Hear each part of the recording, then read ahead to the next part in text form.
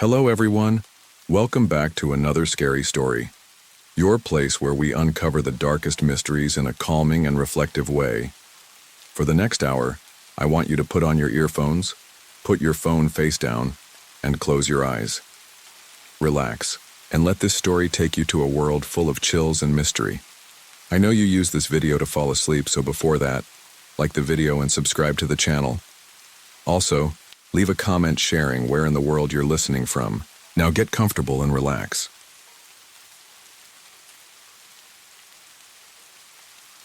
Blackwood Estate was like something out of a faded painting, old, mysterious, and oddly beautiful. I remember the first time we pulled up the long gravel driveway.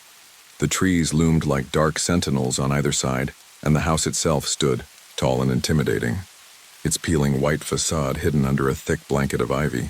It had once been grand, no doubt, but time and neglect had worn it down.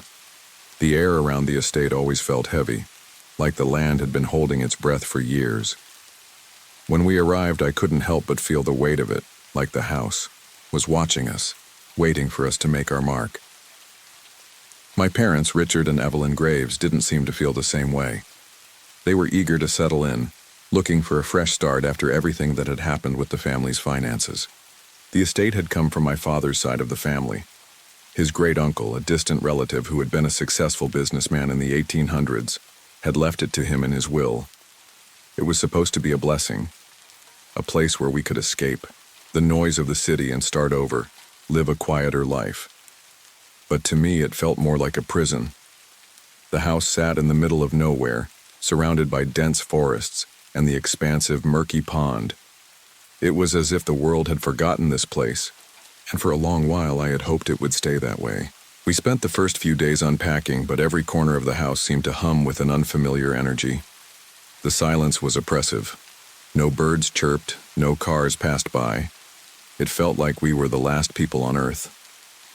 One evening, just after sunset, I ventured outside with my younger sister, Lila. The air had that sharp autumn bite, and the sky was a deep purple, the clouds rolling in like an impending storm. My parents sat on the veranda sipping tea, engaged in quiet conversation, so Lila and I wandered down the path toward the pond. We had been playing there for days, skipping stones and chasing each other along the bank, but tonight felt different. It felt off. The mist rolled in quickly, almost as if it had been waiting for us. It started out as a thin veil, but within moments it thickened, creeping across the water in slow, deliberate waves. The fog twisted and coiled like something alive, curling around the base of the tall trees that stood at the edge of the pond. I tried to shake off the feeling of unease, but there was something wrong about it, something unnatural. The mist didn't behave like regular fog. It didn't drift. It moved in pulses as if it was following us. Lila grabbed my arm, her small fingers gripping me tight. "Do you see that?" she whispered, her voice barely audible over the rustling of the trees. I turned toward the pond, my stomach sinking. The mist was thickening, but now something was moving within it. A shape, tall and distorted, like a figure standing in the water. Its limbs seemed too long, too stretched. My heart began to pound in my chest, and I could feel my breath catching in my throat. "Come on, Lila," I said, my voice shaking. "Let's go back to the house." But Lila wouldn't move. She stood there staring at the figure, her face pale in the dimming light. "It's not real," I told her, but even as the words left my mouth, I wasn't sure I believed them. The figure in the mist didn't look human. It didn't look like anything I'd ever seen. A cold gust of wind blew past us, sending shivers down my spine. Lila finally let go of my arm, taking a few tentative steps forward toward the mist, her eyes wide with wonder. It was like she was drawn to it, unable to resist. "Lila, no." I grabbed her arm, pulling her back, but it was too late. The mist had already begun to shift, swirling around her legs. It felt wrong. The air was thick with something ancient, something that didn't belong. At that moment, my dad's voice called from the veranda. "Come inside, kids." His voice was firm, but there was an edge to it I hadn't heard before. It was almost urgent.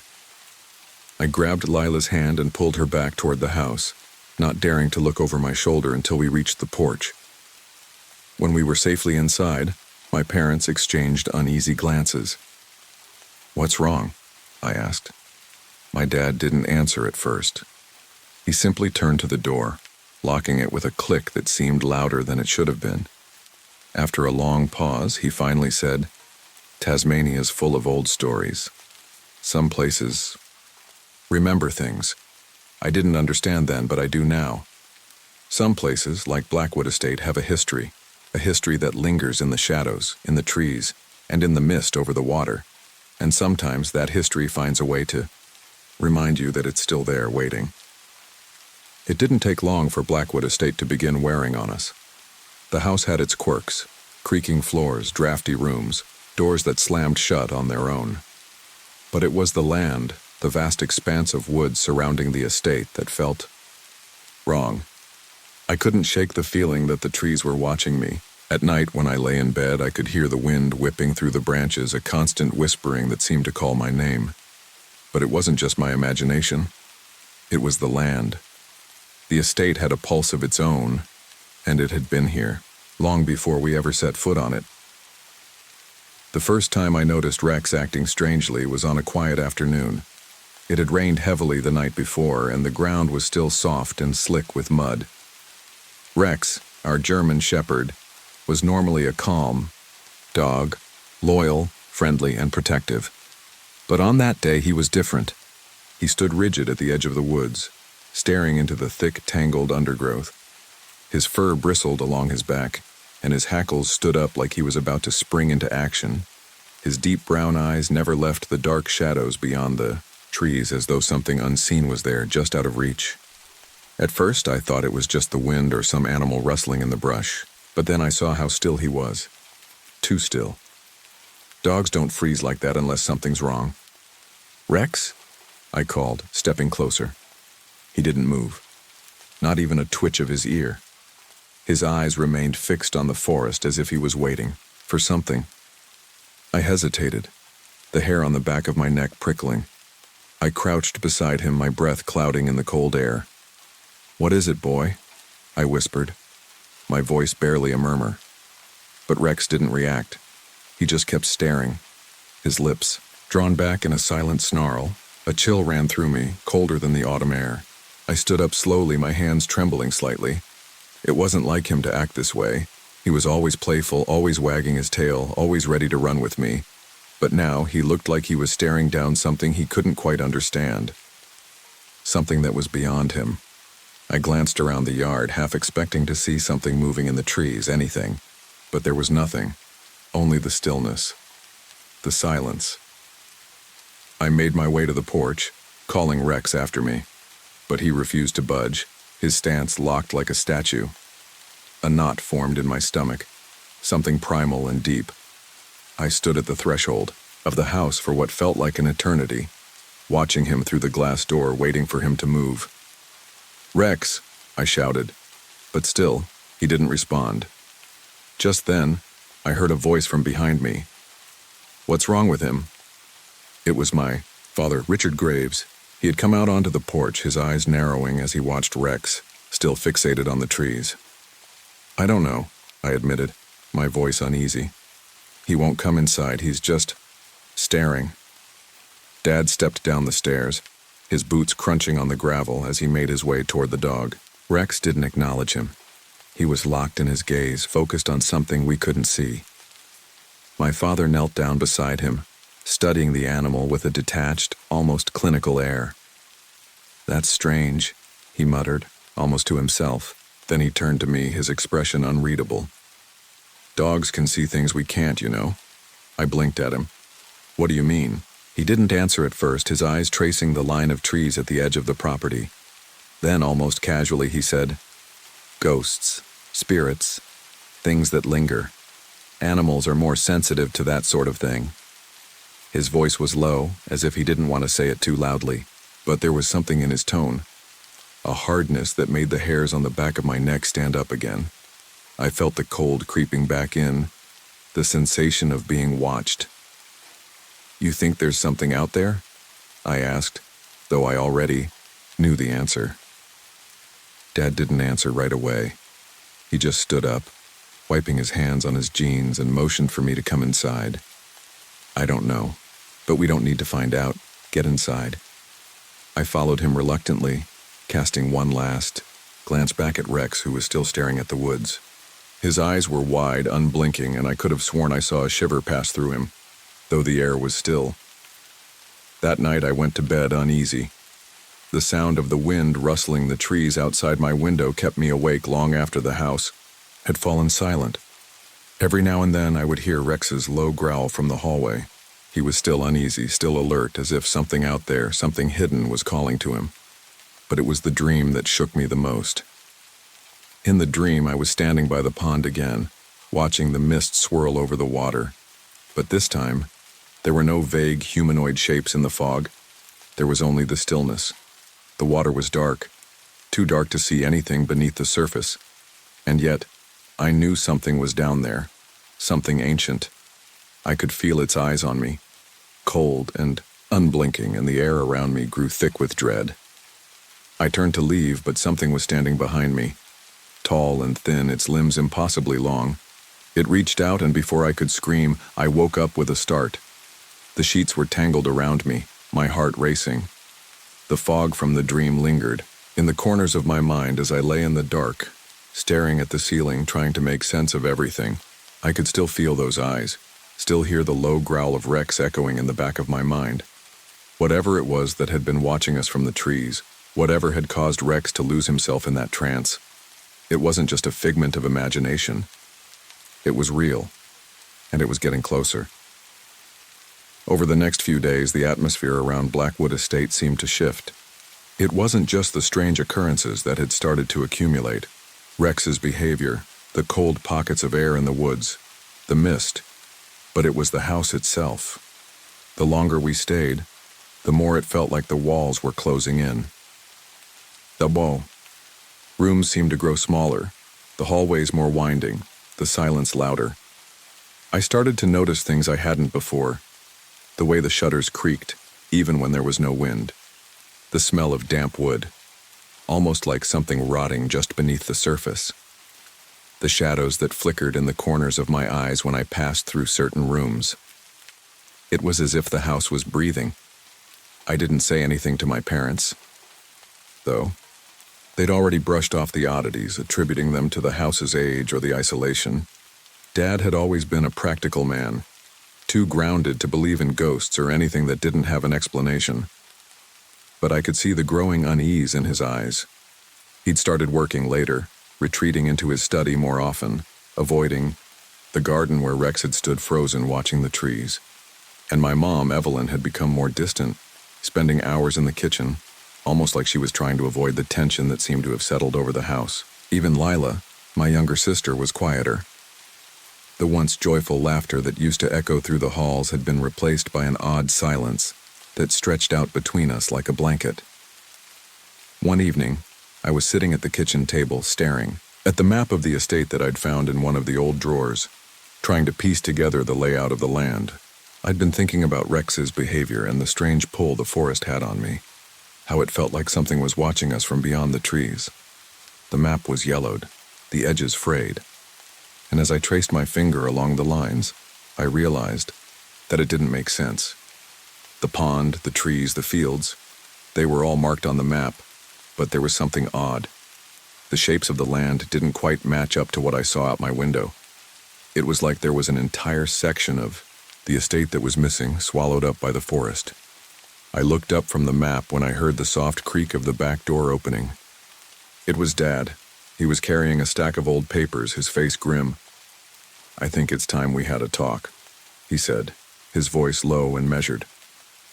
I stood up, heart beating faster. "What's going on?" He set the papers down on the table in front of me. "I've been doing some research," he continued, his gaze flicking to the map and then back to me. "This estate, it wasn't just passed down through the family. There's a history here, a darker one." I raised an eyebrow. "What do you mean?" Dad rubbed his face, exhaustion lining his features. "You remember what I told you about Tasmania's convict history, right? Well, Blackwood Estate was built on land that was once used as a holding place for convicts. The property's first owner, a man named Hugh Blackwood, was a landowner who'd been given a large tract of land after the British government started settling convicts here in the early 1800s.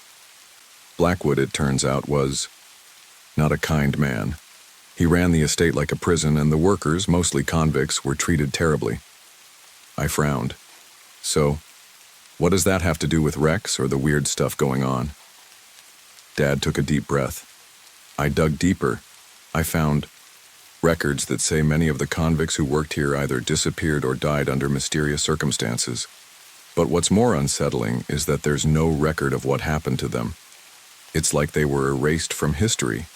And, even stranger, there are stories that date back to the early 1900s of people hearing voices in the woods. Of figures seen walking the estate at night. Locals called it cursed land. Haunted. My stomach churned, a cold knot of dread twisting inside me. You're telling me this place is haunted? Dad's gaze hardened.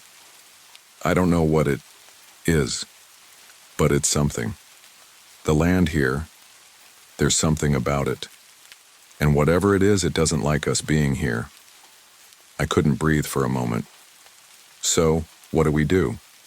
What should we do? He paused. We leave. I looked at him, a little confused. Leave? Why now? Because I think it's time we faced the truth. The estate, the land, it's been holding on to something for a long time. And it's not going to let us go, easily. He leaned forward, his face tense with an emotion I couldn't quite place. I've seen things too, Lizzie. Strange things, just like you have. And I know that it's been watching us. Watching me. I stood frozen, trying to absorb everything. There was so much fear in his voice now, so much uncertainty. The man who had always been my protector, my father, was no longer so sure of himself. I looked at the map again, my mind spinning with all the things we'd seen. The mist, Rex's strange behavior, the way the house seemed to groan with age. And the others? I asked quietly. What about Mom and Lila? Dad's face softened slightly. I haven't told them yet. I wasn't sure how, but now I think it's time. It's time for us to leave. I wasn't sure if I felt relief or terror. On one hand, the idea of leaving seemed like a way out, a chance to escape whatever dark presence lingered in the woods. On the other hand, something in me resisted. As much as I was terrified, I felt connected to this place. It was in my blood now. It was like the land was calling me, and I didn't know how to answer. That night, as I lay in bed, I couldn't help but think about the stories Dad had found, the convicts, the disappearances, the things that had happened in the past. The mist. Rex. The cold pockets of air that seemed to follow me wherever I went. And I realized, with a shiver crawling up my spine, that we weren't just up against a haunted house or some restless spirits. We were up against something much older, something that had been here long before us, and I wasn't sure if we'd ever be able to leave. Not if it didn't want us to. The decision to leave hung in the air like a storm cloud, thick and heavy, but neither Dad nor I spoke of it after that night. In a way, it was easier to pretend the problem wasn't as pressing. The more time passed, the more the house became a strange, haunting part of our daily lives. It was like living in the shadow of something old, something ancient that didn't care whether we stayed or left. Mom and Lila didn't take the news well. Evelyn, my mother, never was one to shy away from difficult decisions, but this was different. She was too proud to admit that she felt the same unease about the estate as Dad and I did. But I could see it in her eyes. The way her hands shook when she made tea, the way she lingered in the kitchen late into the night staring out the window at the dark stretch of trees. Lila, on the other hand, seemed oblivious, at least on the surface. She spent her days running through the fields and playing by the pond as though everything were normal. But there were nights when I'd hear her talking to herself in the dark, a soft mumble that I couldn't quite make out, and I couldn't help but wonder if she was talking to someone or something that only she could see. I decided to go for a walk the next morning to clear my head. The air was thick with fog, the mist that often crept across the pond now spilling into the garden and making everything look like a painting that had blurred out of focus. Rex followed me out as usual, his presence a comforting weight beside me. The world felt heavy, as though the trees themselves were holding something back, watching. I found myself walking toward the oak tree again, the same one Rex had been fixated on days before. The air around it seemed different this time. It wasn't just cold, it was like stepping into a freezer. It felt as though 1,000 eyes were on me, watching me from the darkness of the woods. I stopped in front of the oak, my breath coming, out in clouds. There was no wind today, yet the branches of the tree moved, a slow, deliberate sway that felt wrong, unnatural. I crouched down, my fingers brushing the moss on the tree's base. That's when I noticed it. Something had been carved into the bark, scratched into the wood so deep it looked like it had been done recently, though the marks had weathered with age. "Help me." My pulse raced as I traced the words with trembling fingers. Who would have carved this into the tree? And why here, of all places? I looked around, suddenly aware of how alone I was. The fog had thickened around me, and the trees loomed like silent, sentient beings, pressing in closer. Rex began growling, softly, his hackles raised. I turned, eyes scanning the trees, but I couldn't see anything. Nothing but the dense fog and shadows. "Rex, what's wrong?" I muttered, standing up and instinctively backing away from the tree. Suddenly the hair on the back of my neck stood up and I felt it, the unmistakable sensation of being watched. I turned in slow circles, but the woods were still, silent. A low, rhythmic sound reached my ears. Footsteps, soft but distinct, crunching through the leaves somewhere deep in the trees. My heart slammed into my chest. Rex's growling had turned into a low whine, and his eyes were fixed on the same spot in the woods. But there was nothing there. I bolted. I didn't stop running until I was back at the house, panting, my chest tight with fear. Rex trotted beside me, still on edge but more subdued.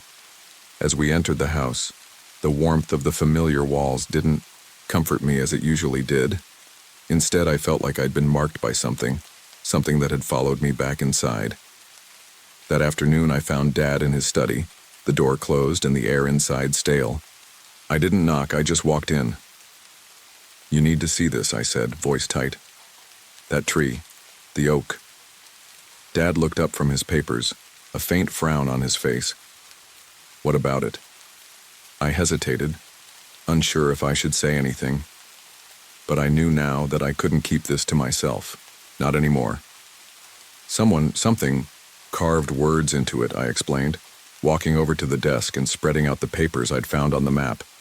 It said, "Help me." Dad stood up immediately, his expression serious. You mean, help me? That's..." He stopped, eyes narrowing as he stared at me, as though seeing me in a different light. "Did you touch it?" I nodded. His eyes darkened. "Don't go near that tree again, Lizzie. Do you hear me? Don't. I don't care if you see it again. I don't care if you feel the urge to go back, just stay away from it." His tone was sharp, more commanding than I'd ever heard him. I wasn't used to hearing fear in his voice. Dad was a man of facts, of reason, but there was nothing rational about what he was saying now. I felt a knot of confusion and unease twist in my gut. "What do you know about it?" Dad paused, taking a long breath before speaking.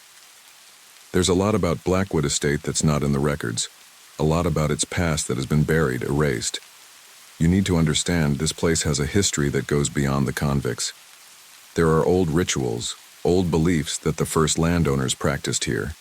Not just the Blackwoods, their predecessors.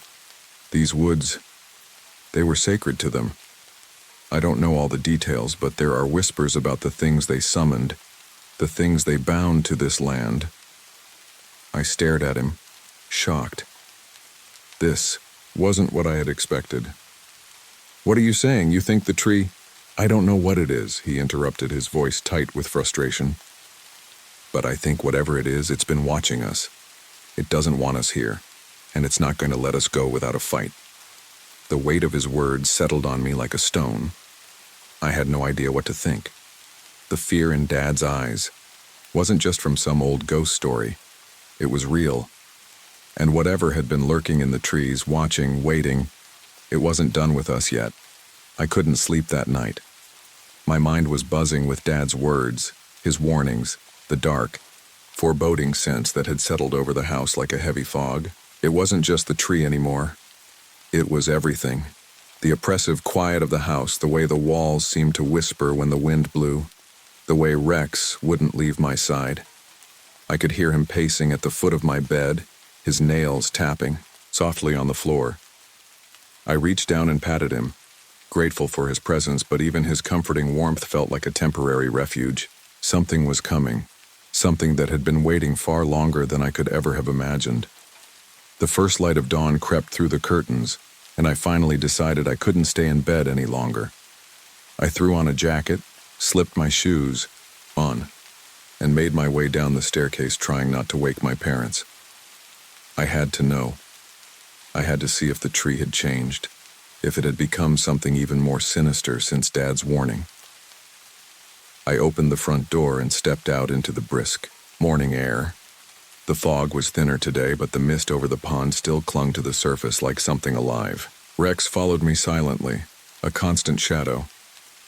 As I walked toward the oak tree, I felt it again, the unease that had settled deep in my bones, the sense that something was not just lurking, but waiting. I reached the tree and froze. The carvings were still there, jagged and deep. But now there was something more. Fresh gouges, as though someone, or something, had added to the message. It wasn't just, "Help me," anymore.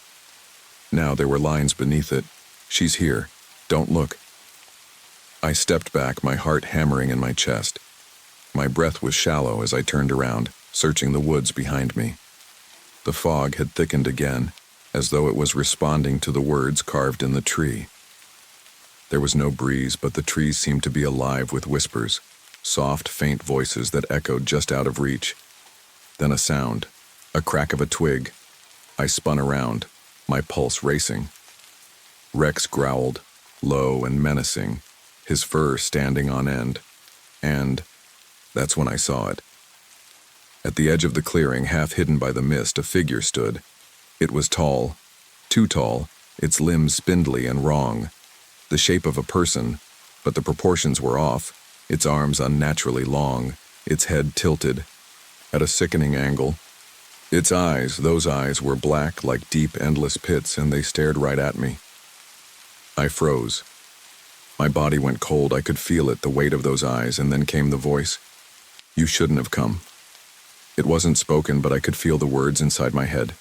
The voice was not human, and it vibrated through my bones, an ancient echo, hollow and cruel. Rex barked and lunged forward, but I grabbed his collar, pulling him back. I had to think, had to do something. My instinct screamed at me to run, to get inside the house and never come out. But something held me rooted to the spot, like the very ground had become part of the thing watching me.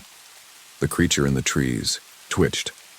Its limbs jerked in unnatural movements, like it was adjusting its position to look at me from a different angle. I felt its gaze bore into me, and then, just like that, it was gone. Vanished into the mist, leaving nothing behind but an oppressive silence. My heart pounded in my chest, and for a moment I couldn't breathe. Then slowly I backed away from the tree, keeping my eyes trained on the spot where the creature had stood, my feet moving automatically toward the house. As I reached the door, I heard it again. The voice. This time, it was clearer, more insistent. "Leave, now." I stumbled inside, slamming the door shut behind me. My legs were shaking, my thoughts spinning, but the one thing I knew for certain was that I couldn't stay here any longer. I had never truly believed in ghosts or spirits, not until now. But I had seen it, had felt it, and it wasn't just a haunting. It was something far darker, something that had been waiting, hidden in the land for centuries. I found Dad in the study again, poring over old maps, and I didn't need to say anything. The look in my eyes was enough. "We have to leave," I said, my voice steady but filled with urgency. "We have to go now. It's real, Dad. The stories, they're real. And whatever it is, it's not going to stop." He didn't hesitate. There was no argument, no more resistance. He just stood up, grabbed his coat and nodded. "We'll pack, but we need to be quick." We gathered what little we could in the next few hours. Mom was still too shaken to ask questions. She just moved quietly, mechanically, like she knew this was something we couldn't escape. Lila didn't ask where we were going or why. She simply followed us, her silence heavier than any words she could have said. By the time we were in the car, the house loomed behind us like a dark, hollow shell. The mist still clung to the property, creeping in through every crack and crevice. But now it was silent. No whispers. No eyes watching. Only the fog, the trees, and the weight of a past that would never let go. As we drove away, I glanced back once more, catching a glimpse of Blackwood Estate in the rearview mirror. For a split second, I thought I saw it. A figure, standing just outside the front door watching us leave. But then, the mist swallowed it up and we drove on away from the shadows.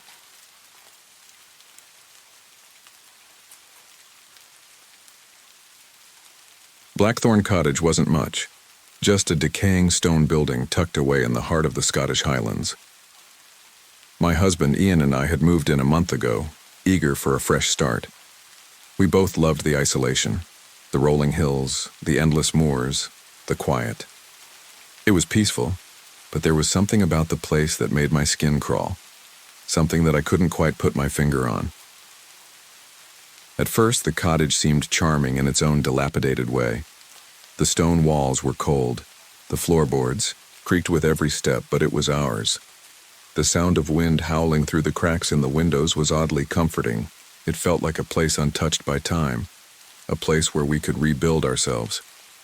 We had Smokey, our old tabby, with us.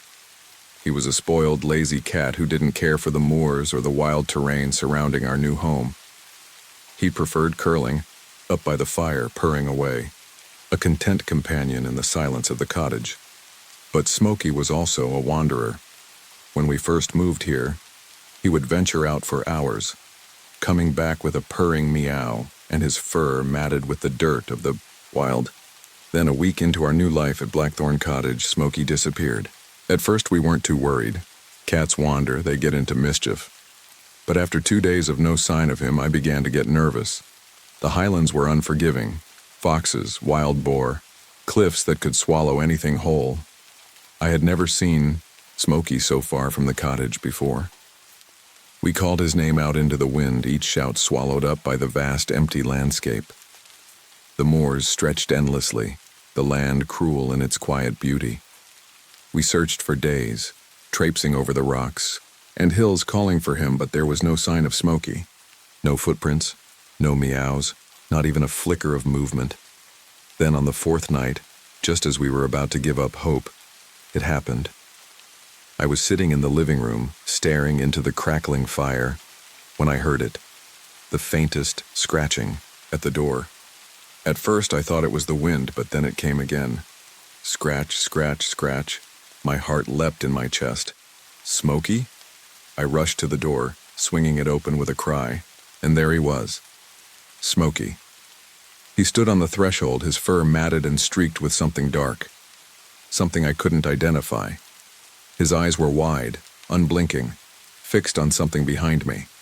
Not on me, not even on Ian, who stood in the doorway beside me. Smokey's gaze was distant, as though he couldn't see us at all. The cat didn't meow, didn't rub against my legs the way he always did when he returned home after one of his adventures. He simply stood there, staring past me, into the cottage's darkened hallway. His fur, once sleek and soft, was stiff and matted. The sticky substance coating him gave off an unfamiliar, sour scent. I could feel the hairs on the back of my neck stand up. "Smokey?" I called softly, my voice trembling, but the cat didn't move.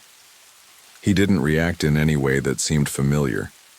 Instead, his eyes, those wide, glassy eyes, remained fixed on the shadowed hallway, staring as though there was something in the dark that he was waiting for. "Is it really him?" Ian's voice was hoarse. He reached down to pick Smokey up, but the cat didn't flinch. It was as if he had become a statue, frozen in place.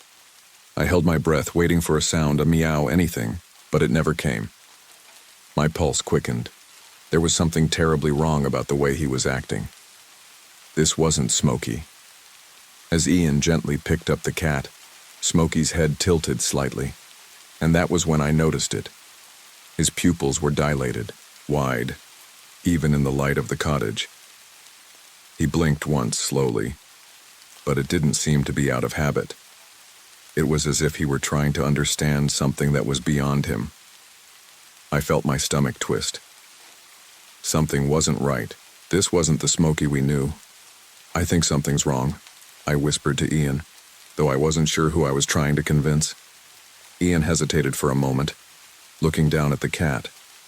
The way Smokey's body felt, stiff and unyielding, the way his eyes seemed so vacant, made him hesitate too, but then he sighed and cradled Smokey in his arms. "He's just shaken up, Maggie," Ian said. "Probably ran into something out there." But deep down, I knew it wasn't that simple. Something had happened to Smokey. Something had changed him, and I couldn't shake the feeling that whatever had taken him from us was still lurking, waiting. We didn't know it then, but that was the moment everything began to unravel. That night, I couldn't sleep. I kept hearing soft scratching sounds in the walls, distant but persistent, and every time I closed my eyes I saw those wide, glassy eyes of Smokey staring back at me. But they were never the same eyes. Something was watching me from behind. Them, something other. And it was beginning to feel like whatever it was, it had no intention of leaving. The days that followed Smokey's return were tense, filled with a quiet, mounting anxiety that I couldn't quite explain. At first, Ian and I chalked it up to the stress of the move and the change in environment. The Highlands were different, after all. The landscape was vast and wild, and Smokey had never been far from home for long. But as the days passed, the strange behavior started to escalate, and the unease settled deeper into my bones. It began with the way he would sit, motionless, staring at the empty rocking chair in the corner of the living room. At first, I thought it was just a quirk of his, something that would pass as he adjusted to being home again. But the longer he sat there, the more unsettling it became. He'd just stare, not moving a muscle, as if someone, or something, was sitting there, with him. His eyes, large and glassy, didn't blink. His body was stiff, almost rigid. "Why does he keep staring at that chair?" I asked Ian one morning as I watched Smokey sitting by the hearth, his gaze fixed on the rocking chair by the window. Ian shrugged, not bothering to look up from the fire he was stoking. Cats do weird things. Probably just feels like sitting there for a bit. But the longer Smokey stared at the empty chair, the more I began to feel like there was something watching us. I kept thinking I saw the faintest movement in the chair's rocking motion, just the barest flicker, like someone had just gotten up and walked away, but no one was there. Still, we tried to carry on with our routine, hoping that Smokey's odd behavior was just a passing phase. I took comfort in the familiar tasks of unpacking and cleaning, trying to ignore the sense of dread that loomed over me. But then came the second strange occurrence. One evening, as I was preparing dinner, I felt Smokey's presence at my feet. I didn't have to look down to know he was there. He had a way of slinking silently into the room, his soft paws hardly making a sound. But this time, when I glanced down, I was startled to see him staring up at me, not with the usual warmth or curiosity, but with an intensity I had never seen before. His pupils were wide and unblinking, too wide, like they were stretched to their limits. It wasn't just the size of his pupils that unsettled me. It was the way his entire body had tensed, rigid, as if he were waiting for something. I knelt down to pet him, but he didn't respond. His fur was cold, unnaturally so, and when my hand brushed against his side, I felt a small shiver run down my spine. There was no comfort to be found in him anymore, just an eerie, oppressive stillness. "Come here, boy," I called softly, trying to coax him closer, but he didn't move. And then, for the first time since Smokey returned, he hissed. A sharp, guttural hiss that didn't sound like anything I'd ever heard from him. It wasn't the defensive, startled hiss that he usually did when startled by a noise. It was deeper, more threatening, more alien. His fur stood on end, and his body arched like a bow, as if he were facing something much larger than himself. I didn't understand what was happening. The moment passed, and I stood there frozen, unsure whether to be frightened or confused. Slowly, Smokey relaxed again, his body deflating like a balloon. He stopped hissing, and just like that, the tension that had gripped the room seemed to dissipate. But I could still feel the hair on my neck standing on end. Something wasn't right. I felt it deep in my gut. Later that night, I heard scratching. At first, I thought it was Smokey again, scratching at the door to be let in. But when I opened the door to let him out, there was nothing there. Only the cold, damp night air and the sound of the wind rushing over the moors. I glanced down the hallway. Nothing. Just shadows and the faint creak of the cottage settling. Didn't think much of it at first. Cats scratched, didn't they?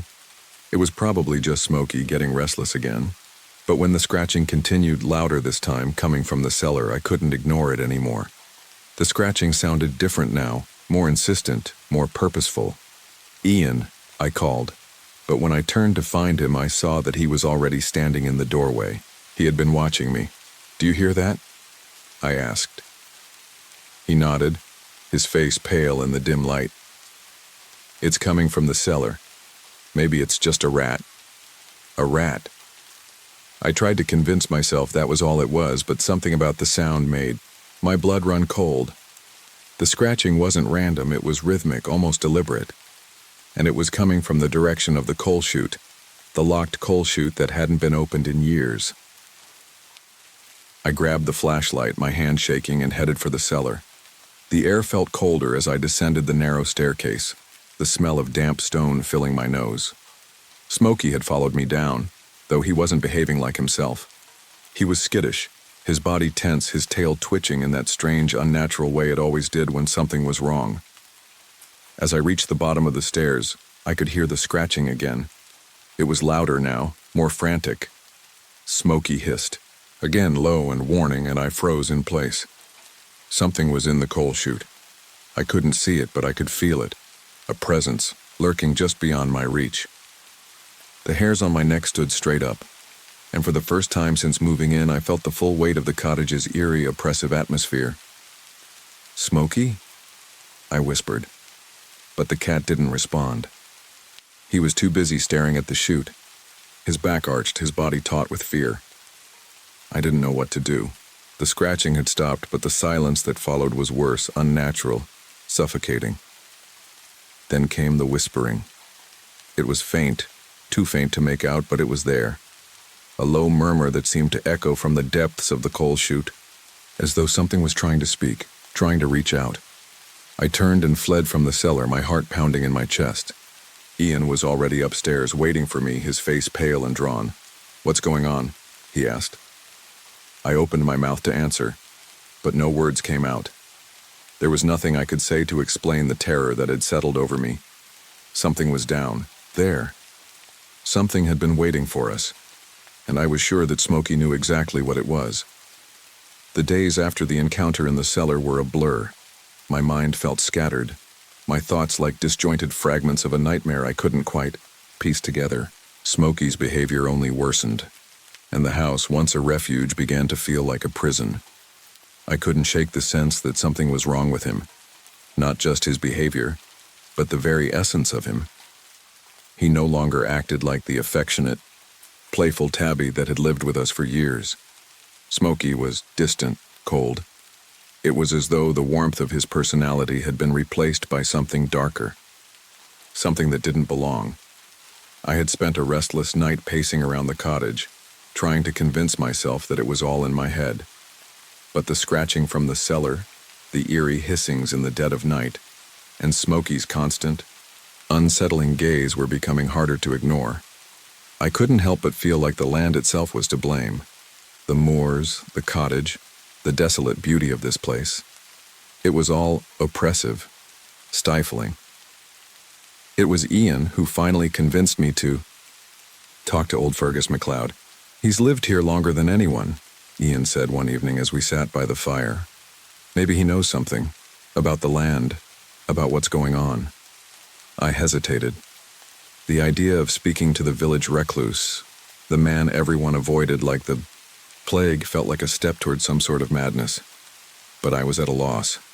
Whatever was happening to Smokey wasn't normal. And whatever was happening to me, this constant sense of dread, the way the house seemed to warp and twist in my mind, wasn't normal either. I needed answers. So the next morning, I bundled up and set out to find Fergus. The wind was fierce as I made my way down the narrow path leading from the cottage. The landscape was barren, rocky hills rising up in the distance, the vast expanse of moors stretching endlessly before me. I couldn't help but feel like I was being watched, like the land itself was alive, holding its breath, waiting. Fergus. MacLeod lived in a small, crooked cottage at the edge of the village, a place that looked as though it had been forgotten by time. The windows were dark, the door sagging on its hinges. As I approached, I could hear the faint sound of a dog barking somewhere inside, though no one answered when I knocked. After a moment, the door creaked open, and there he was. Fergus, a wiry old man with graying hair and a weathered face. He eyed me with suspicion, his narrow eyes sharp despite his age. "You're Maggie McAllister, aren't you?" he rasped, his voice hoarse from years of disuse. I nodded, unsure how he knew my name, but I didn't question it. Instead, I asked, "I need to talk to you about the land. My cottage, and something's wrong with it, with the cat. The cat came back after being gone for days, but now he's acting strange, and I don't know what to do." Fergus eyed me for a long moment, his gaze flicking over my shoulder to the distant moors, his expression unreadable. "Aye," he muttered, finally stepping aside to let me in. "Come in, lass. I'll tell you what you need to know." Inside, the cottage was dark, the air heavy with the scent of wet earth and tobacco. A large hearth dominated one wall, the fire crackling faintly. Fergus led me to a chair by the fire and sat down across from me, folding his hands in his lap. "You've come to the right place," he said, his voice gravelly but steady.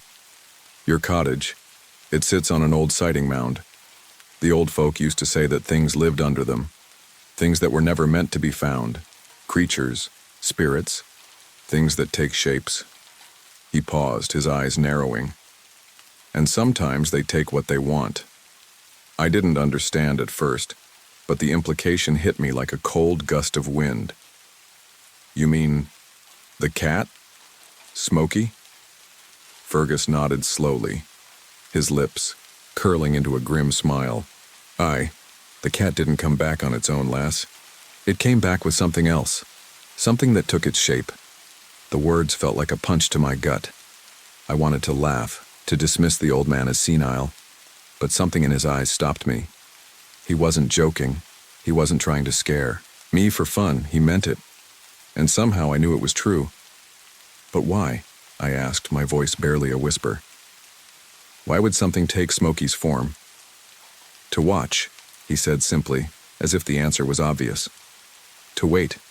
To see who's vulnerable." The unease I'd been feeling deepened, curling like a cold knot in my stomach. I couldn't shake the feeling that Fergus wasn't telling me everything. There was more to this, more than he was willing to share. But at that moment, I didn't have the strength to press him further. "I've heard stories, you see," Fergus continued, his eyes glinting in the firelight. "The people who lived here before you, some of them didn't leave. They didn't die, not in the way you think. They became part of the land, part of the earth beneath your feet. And sometimes, they come back. They wear the faces of the living, like masks." A chill ran through me as his words sank in. "And Smokey, what happened to him?" Fergus's gaze softened for a moment. "The cat didn't come back. What you're seeing is something else. It's using him to get closer to you, to get closer to Ian." The mention of Ian made my heart skip a beat. "What do you mean?" "I mean," Fergus said slowly, "that it's not just Smokey it's after. It wants the house, it wants you both. And it won't stop until it has what it wants."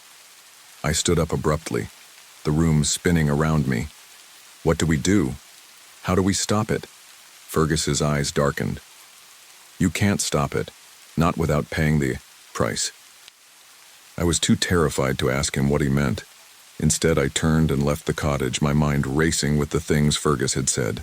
As I walked back to the cottage, I couldn't shake the feeling that the land itself was watching me, waiting for me to make a mistake. By the time I reached Blackthornne Cottage, the sun had dipped below the horizon, and the wind had picked up, again howling across the moors. I stood at the door for a moment, my hand on the handle, unsure of what awaited me inside. I didn't want to go in. I didn't want to face whatever was waiting for me. But I had no choice. I opened the door. The house felt different after my conversation with Fergus. The walls seemed to press in on me, the air thicker, heavier. Every creak of the floorboards sounded like a warning, every gust of wind through the cracks in the walls like a whisper from the moors. The cottage had always been old, but now it felt ancient, as if it had always known that something would come to claim it. I stood in the doorway staring at the familiar living room, but it no longer felt like home. The fire that had been crackling in the hearth when I left was now nothing but a few glowing embers. The dim light from the window cast long shadows on the walls, stretching toward the corners like dark fingers. Smokey sat on the rug, staring into the empty space beside the fireplace. His eyes, those unblinking, glassy eyes, seemed to follow the shadows as they danced, his body motionless except for the occasional flicker of his tail. He didn't acknowledge me as I entered. He didn't purr, didn't nuzzle my legs as he used to do. He just watched. I tried to tell myself it was just a cat. It was just a cat acting strange after being lost for days.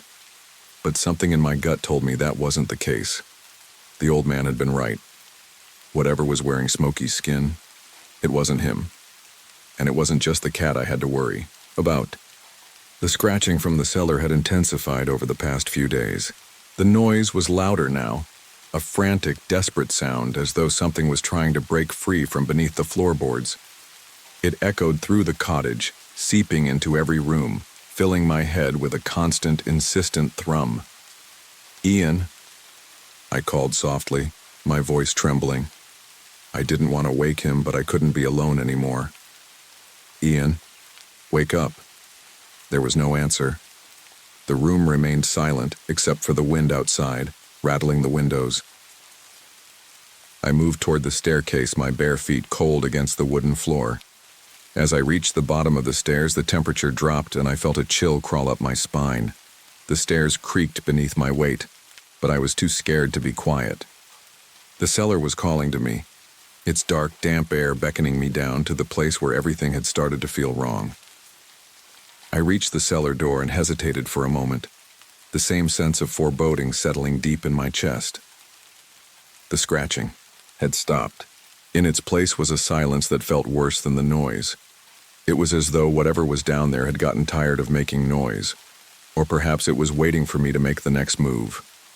I took a deep breath and turned the handle. The door creaked open and the smell hit me first, a damp, musty scent that made my stomach churn. I switched on the light, but it flickered before settling into a dim yellow glow. The stairs leading down were steep and narrow, disappearing into the darkness below. I could hear my heart thudding in my chest, louder than the wind outside. The scratching started again, but this time it was different.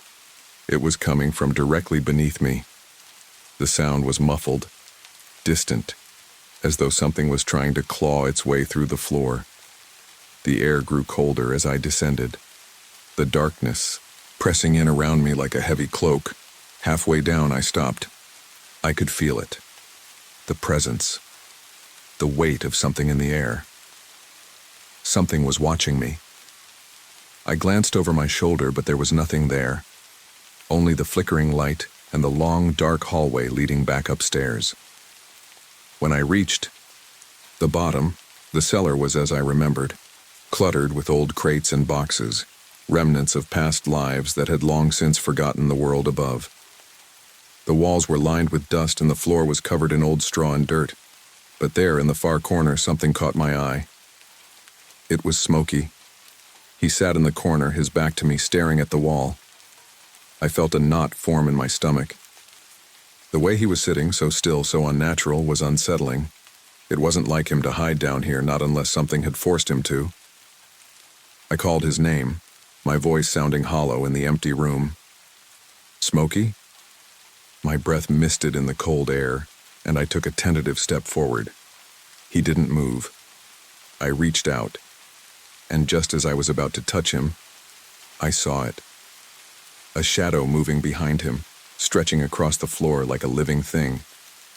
The shadow twisted, distorted, and I could see that it wasn't coming from the light. It was coming from something else, something that shouldn't have been there. Before I could react, Smokey turned his head, his eyes wide, too wide, and empty like black holes, unblinking. His mouth opened, but no sound came out. The hairs on the back of my neck stood on end. The shadow behind him seemed to stretch longer, pulling itself toward me. The chill deepened, and then I heard it. The sound of nails scratching against wood, closer this time, almost as though it was coming from inside my own skull. A soft, familiar jingle, the sound of Smokey's collar bell. It wasn't him. It couldn't be him. This was something else. Something wearing his skin, using his body, waiting for me to slip up. I stumbled backward, but my foot caught on a box, sending it crashing to the ground with a loud thud. Smokey's head snapped toward me, his gaze sharp, focused. And then, for the first time in weeks, he made a sound.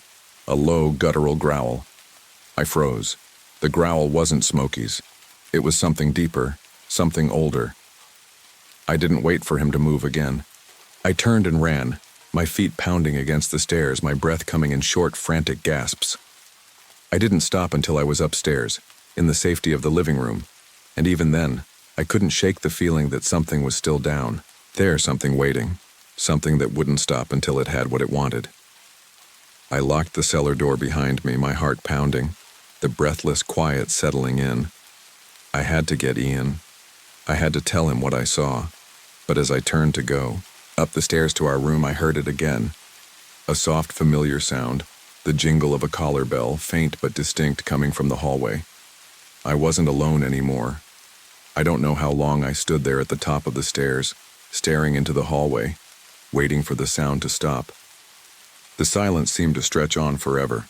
I could feel my heartbeat thudding in my chest, the weight of it suffocating, but the jingle of the collar bell kept echoing in the empty house, slow and deliberate, as though someone, or something, was walking toward me. It was a sound I had grown too familiar with. Smokey's collar had always made that soft chiming. Noise when he moved, but this was wrong. It was too deliberate, too steady. A cat doesn't move like that. I turned and bolted for the bedroom, heart racing. My hands shook as I gripped the doorknob, yanking it open. Ian was still asleep, his face peaceful, completely unaware of the horror that had unfolded in the house. His steady breathing was the only sound in the room, and I felt the sudden, sharp contrast between the calm of the bedroom and the terror I'd just left behind downstairs. I closed the door quietly behind me and leaned against it, my breath shallow. For a moment I let myself believe that it was all just in my head, that everything would go back to normal if I just let it be. But deep down, I knew that was a lie. Something had come back with Smokey. Something that had been waiting for years, reached for the bedside lamp, flicking it on, and the dim light bathed the room in a sickly yellow glow. I stared at Ian for a moment, but I couldn't bring myself to wake him. I couldn't bear the thought of telling him that I was losing my mind, that I was afraid of a cat, of the thing that had worn Smokey's skin. And then, just as I thought the terror would suffocate me, I heard it. The soft sound of a footstep, just outside the bedroom door. My breath caught in my throat. I wasn't imagining it. It wasn't the wind or the house settling. Someone or something was standing right outside the door. I held my breath, hoping it would go away. But the step was followed by another, and then another, each one getting closer. The thing from the cellar had followed me upstairs. I wanted to scream, but no sound came. I was paralyzed, trapped in my own fear. The door handle rattled slightly, and my pulse spiked. The thing on the other side was testing the door. It knew I was here. It knew I was alone. I looked at Ian again, but he hadn't stirred. He couldn't hear it. He couldn't hear the scraping noise coming from just outside the room. The bell jingled again. This time it was right by the door. I glanced at the floor. Smokey's collar was lying there. The jingling stopped. The door handle rattled again, more forcefully this time. I had to move. I couldn't stay here, but my legs felt like stone. Every part of me screamed to run, but I was frozen in place. There was a whisper in the back of my mind. Don't open the door. Don't face it. And yet I did. I reached out with shaking hands, my fingers numb against the cold brass of the door handle. Slowly I twisted it, just enough to crack the door open. What I saw on the other side wasn't Smokey. It wasn't the cat I had once known, with his soft golden eyes and his playful purrs. The thing standing in the hallway was not right. It was a twisted version of Smokey. Its body was wrong, too long, too thin, and its fur was matted, clumped in places with something dark and sticky. But the worst part was its face. The eyes were wide, glassy, lifeless.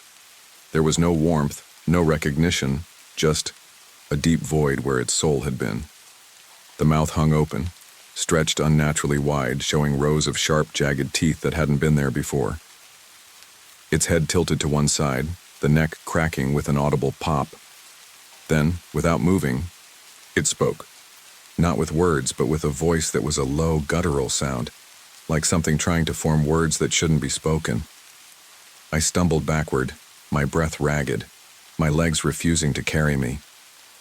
But my gaze was locked onto the creature, the thing, as it slowly advanced toward me, its limbs elongating with each step. And then behind it I saw something else. A shadow. It moved in the shape of something with arms, long and thin, stretching unnaturally tall. The shadow seemed to have no definite shape, no form, just a darkness that swallowed the hallway. But it was there, following the thing. I could hear my own breath, loud and panicked. I scrambled for the window, anything but the thing's eyes never left me. It came closer, its head swaying side to side as if studying me like a predator toying with its prey. I managed to push past it, stumbling toward the window, my heart hammering in my chest. I opened it with a crash, the cold night air hitting me like a slap. I didn't look back. I didn't stop running. I could hear the thing's collar bell jingling faintly behind me, getting louder, closer. But I didn't turn around. I didn't stop until I reached the village. And even then, I couldn't shake the feeling that it was still there, watching from the shadows, waiting for me to return to that cottage. The authorities found the cottage abandoned the next morning. Ian was still asleep as if nothing had happened, and Smokey was nowhere to be found. The police had no answers. The locals just shook their heads when I told them what happened, muttering something about the old mound beneath the cottage and the things that lurked there. I couldn't stay in the village, not with that thing still waiting in the dark. So I left. I never went back to Blackthorne Cottage. I still don't know what happened to Smokey or to Ian. But sometimes, late at night, when the wind howls through the trees, I can hear the jingle of a collar bell, faint but unmistakable. And I wonder, just for a moment, if it was ever Smokey at all.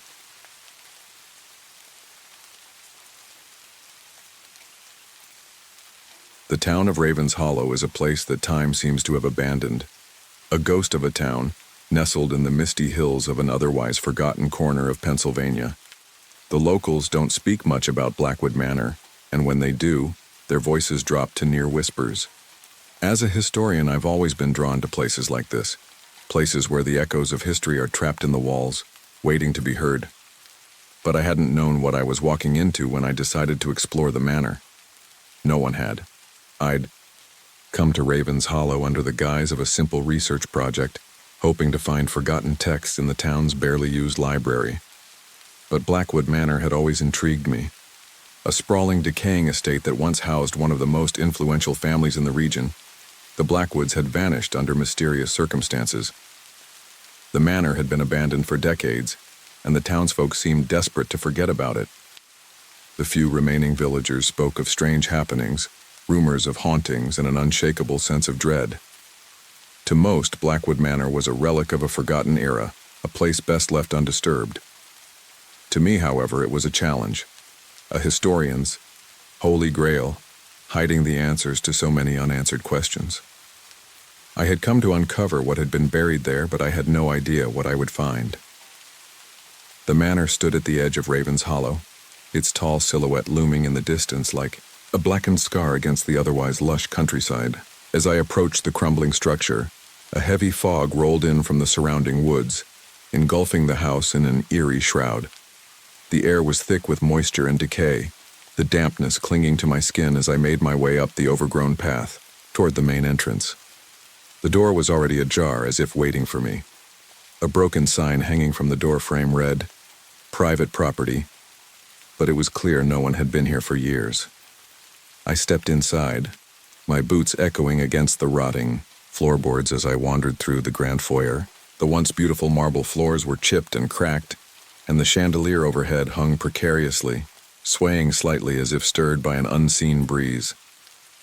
I wasn't sure what I was expecting, but it wasn't this overwhelming sense of emptiness that filled every room, the kind of silence that feels almost tangible. The manor seemed frozen in time, as if the world had stopped turning the moment the Blackwood family had disappeared. I made my way through the main hall, my footsteps muffled by the thick carpet of dust, and entered the west wing of the manor, an area said to be off-limits even when the house was still inhabited. That's where I'd been told the most interesting things had happened, the strange occurrences, the unexplained phenomena. The local archives hinted at something darker, and naturally, that's where I decided to begin my search. The west wing was colder than the rest of the house, the temperature dipping as I entered, causing a shiver to run down my spine. The walls were lined with old portraits of the Blackwood family, their eyes following me as I moved past them. I couldn't help but feel like they were watching me, their painted eyes glimmering with a knowing, accusatory stare. My fingers brushed the edges of the dust-covered furniture, each piece a forgotten relic of a past that had been abandoned long ago. As I rounded a corner, I stumbled upon what I'd been looking for, a bookshelf, a massive structure stretching from floor to ceiling, its shelves sagging with old books. Most of the spines were worn and tattered, their titles faded beyond recognition, but something about this particular shelf caught my attention. It was slightly askew, as if someone had moved it recently. A surge of excitement coursed through me. I ran my hands along the wood, feeling for any hidden mechanism that might reveal a secret door, and then I found it, a small lever concealed in the shadows beneath the shelf. I pulled it, my heart hammering in my chest, and watched as the shelf slowly shifted, revealing a hidden doorway. My breath caught in my throat. This was it, the discovery I had been waiting for. Without hesitation, I stepped through the doorway into the hidden chamber beyond. The moment I crossed the threshold, the door slammed shut behind me, startling me so violently that I nearly fell backward. I whipped around, my pulse racing, but the door had already disappeared into the wall, leaving no trace of how it had opened in the first place. The room before me was unlike anything I had ever seen. It was a small, dimly lit chamber, the walls lined with bookshelves that stretched all the way to the ceiling. The shelves were filled with ancient tomes, their leather-bound covers cracked and weathered with age. A faint, unnatural warmth seemed to emanate from them, as if they were alive, pulsing with some unholy energy. I took a step forward, my hand instinctively reaching for the nearest book. The moment my fingers brushed the cover, I felt it, a jolt of energy, a cold shiver that ran through my entire body. The air grew thick, heavy with the scent of old paper and something else, something metallic like the tang of rust. Suddenly, the room seemed to shift. I felt the walls closing in around me, the books shifting and toppling from their shelves as though pushed by invisible hands. I could hear whispers, low and indecipherable, swirling in the air like a distant chant. The shadows seemed to move, twisting and contorting along the walls, only to vanish the moment I turned my head. I stepped back, my heart racing in my chest, and felt the weight of the room bearing down on me. Something was wrong here, something beyond my comprehension. But I couldn't leave. Not yet. Not without uncovering the secrets that lay buried within these walls. And that's when I saw it. A thick, leather-bound volume sitting alone on a pedestal in the center of the room, its cover adorned with strange symbols I didn't recognize. I had to know what it contained. The whispers were calling to me, pulling me in. I had to read it. Without thinking, I approached the pedestal, my hands trembling as I reached for the book. The moment my fingers made contact with its surface, the temperature in the room plummeted and I could see my breath fog in the air. The whispers grew louder, rising to a cacophony of voices, as though the books themselves were alive, screaming for attention. I hesitated for only a moment before opening the book, the pages crackling beneath my fingers, and that's when I saw it. The first page was covered in what looked like blood-red ink, the writing twisted and distorted in a language I couldn't understand. But then I recognized it. Alistair Blackwood's name, scrawled at the bottom of the page. And with that realization, I knew I was no longer alone. Something in the shadows stirred, something ancient, something hungry. And the door slammed shut behind me. The moment I opened the book, I felt the temperature plummet. The room around me seemed to distort, like the very air was warping under some unseen force. My fingers lingered on the cracked pages, trembling not just from the chill, but from a deep, instinctual fear. An awareness that the discovery I had just made was not just historical, but something darker, something far more dangerous.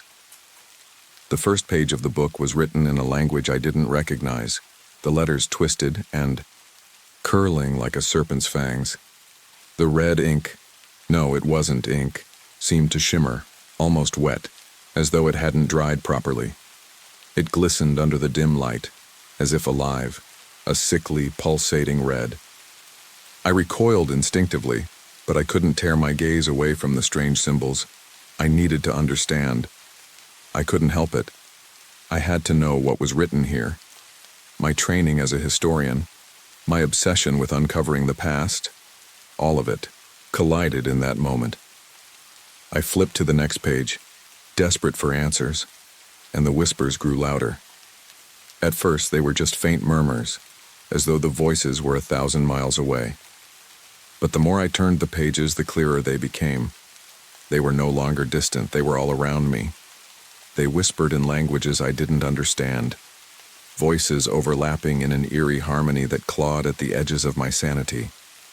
Pressed my hands against my ears, trying to block them out, but the voices seeped into my mind, whispering directly into my thoughts. They were not speaking to me, not in a way that I could truly understand. They were trying to make me understand. The next few pages were more legible, but the writing was fragmented, as though it had been hastily scrawled, words half-finished, sentences trailing off into madness. Some of it was written in English, though it was distorted, corrupted by something ancient and incomprehensible. Alistair Blackwood, unfinished, ritual, binding, house, never, end. The words hit me like a wave, a surge of meaning that didn't make sense but nonetheless struck something deep within me. Blackwood, Alistair Blackwood. The name I had seen in the village archives, the man who had vanished without a trace, the man who had written this book. But why? And what had happened to him? As I turned the page, something changed in the room. The temperature dropped even further, and the once distant shadows now seemed to shift, to move. I could see them flicker at the corners of my eyes, shapes, forms, like something was reaching out of the walls. But when I turned my head, nothing was there. The shadows retreated only to return in the peripheral of my vision. I could feel them, though, pressing in on me, urging me forward. A sharp crack echoed through the room, like the sound of a branch snapping in the dark. I jumped, my heart leaping in my chest. The book's pages had started to turn on their own. The whispering grew louder, more urgent, and the air became thick with the oppressive feeling of something that had been waiting a long time. Waiting for someone like me to come along and uncover the truth. Then I found it, the final entry, the Codex of the Hollow. To know it is to become it, the hunger, will never cease. My breath caught in my throat. The words were too much, too real. The hunger. What did it mean? I didn't know, but something told me I didn't want to find out. Suddenly, there was a rush of cold air, like the door had been flung open. Whipped around, but there was no door, no window, no exit. The room was sealed in darkness, the shadows twisting around me like living creatures. The air was thick with the smell of old books, but now it was tainted with something metallic, blood perhaps. It hung in my nostrils, sickly and cloying. And then I saw him. At first, it was just a shape, a fleeting figure at the edge of my vision. But when I blinked, he was there, standing at the far end of the room, his skeletal form almost glowing in the dim light. His eyes, hollow, empty pits, stared directly at me, and I felt a chill race down my spine. It was him, Alistair Blackwood. Didn't need to ask who he was. His presence was undeniable. His face was gaunt, his skin stretched tight over bone, his mouth a thin, cruel smile that didn't seem to belong to any living thing. He was something between life and death. A ghost, or worse, a wraith.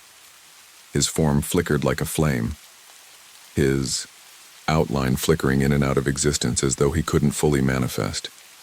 His voice was low, rasping like the wind howling through a cracked window.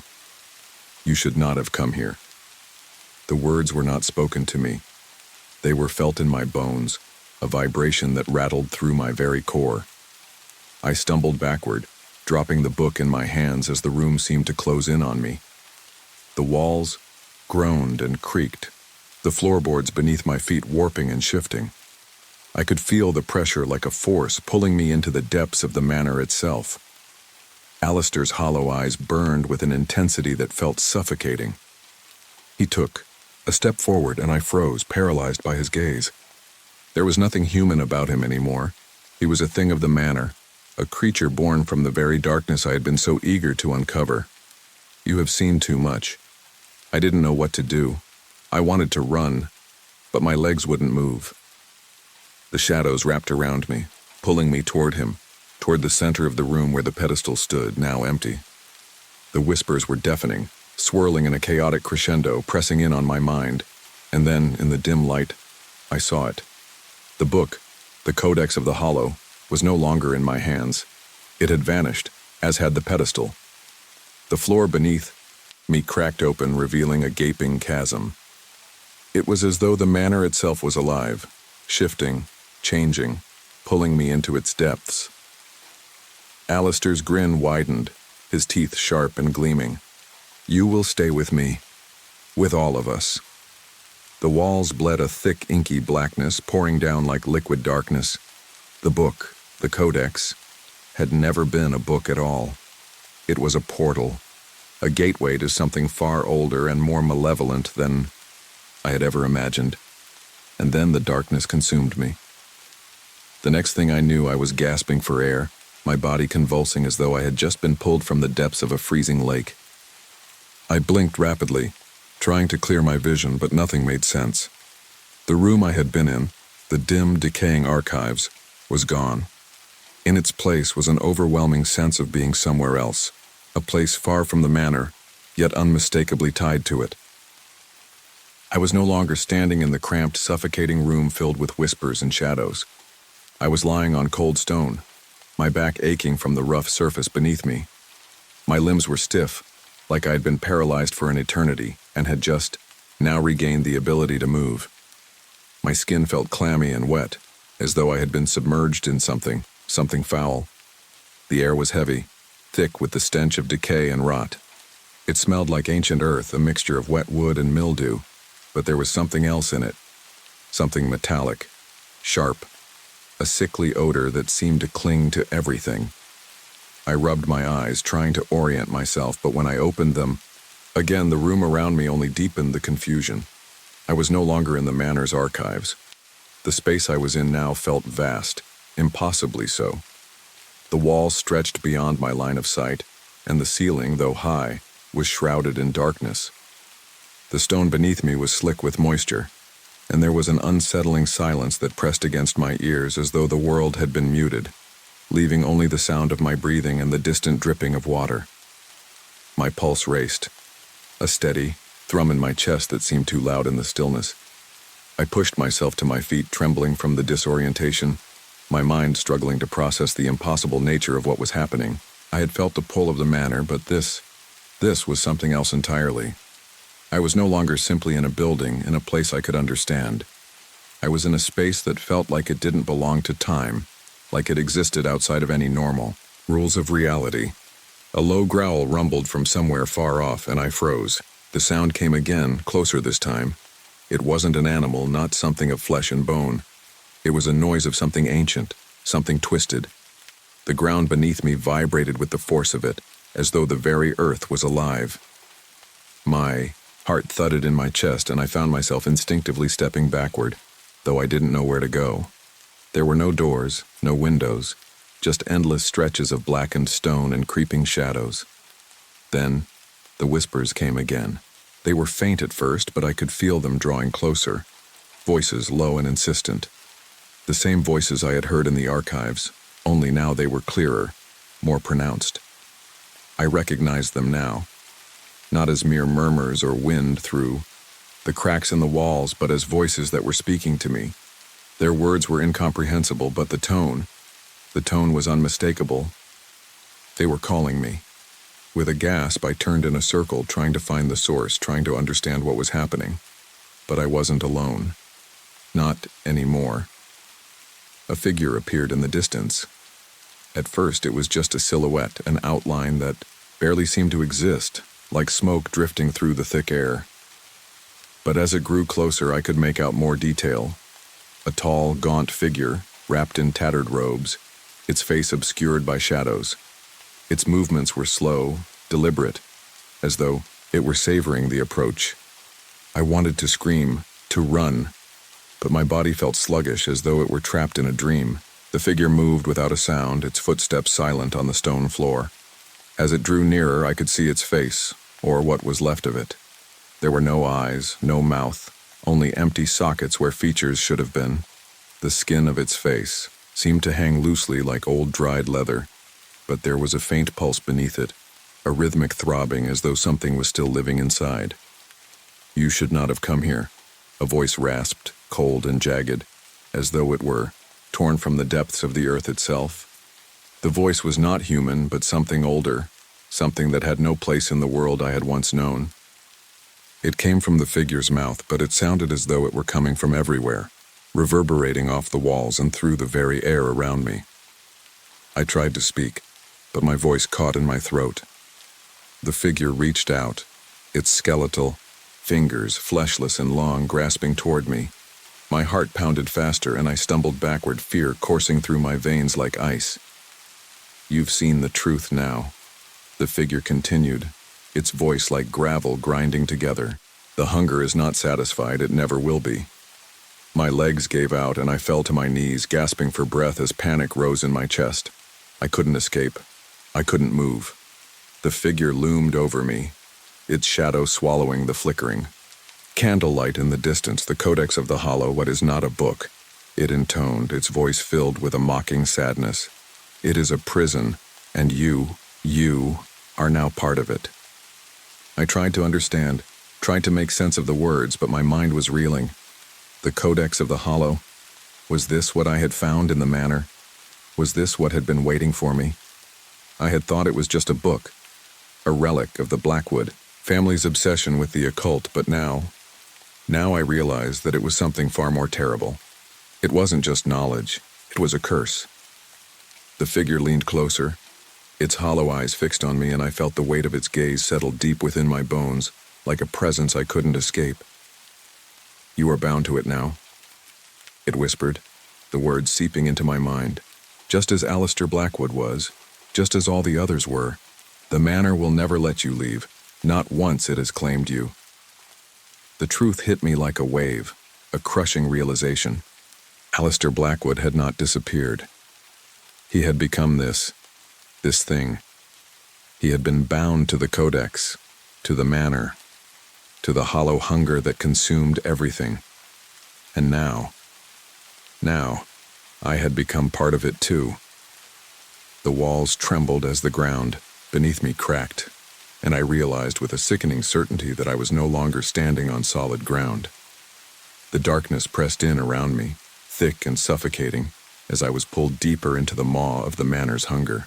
The last thing I saw was the figure, its terrible grin widening as it reached for me. And then, everything went black. I woke up with a jolt, my head splitting with the kind of pain that made it feel as if my skull were cracking open. I gasped for breath, the air cold and sharp in my lungs, but something wasn't right. I wasn't lying on stone anymore, I wasn't anywhere. I tried to move, but my body refused to respond.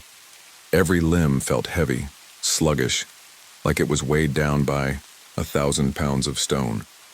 I could feel the dampness of the air, but I couldn't open my eyes at first. The heaviness in my chest was suffocating. And then, like a wave breaking through my mind, I realized where I was. Or rather, where I wasn't. There was no ground beneath me, no walls, no ceiling. There was nothing. Only an overwhelming sense of floating, of being suspended in some kind of void. I opened my eyes, but everything was black. No light, no shadow.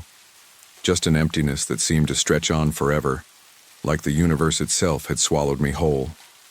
Panic gripped me like a vice, and I struggled to move, to scream, to break free of whatever trap I had found myself in. But my body was frozen, paralyzed. I couldn't speak, I couldn't breathe properly.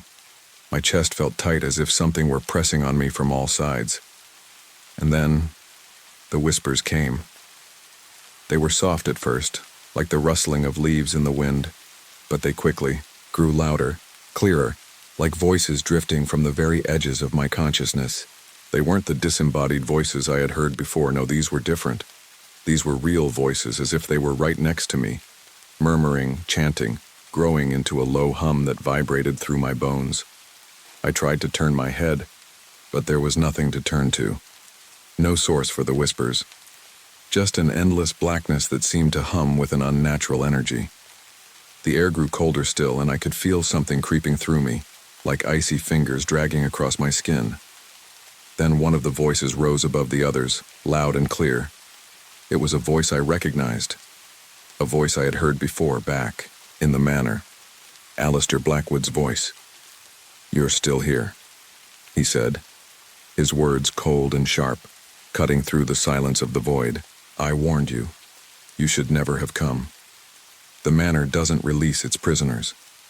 His voice was everywhere, surrounding me, echoing in my mind, in my very soul. There was no escape, no way to break free. And somehow I understood. Alistair had been caught in this place long before me. The codex had bound him here just as it had bound me.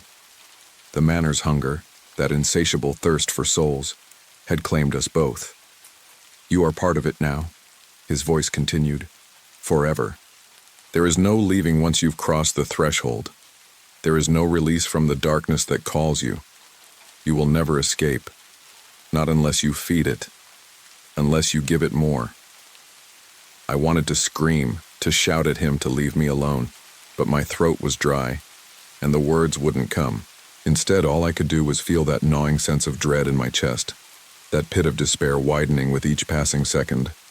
Something shifted in the blackness around me. A sliver of light, so faint it might have been a figment of my imagination, pierced the darkness.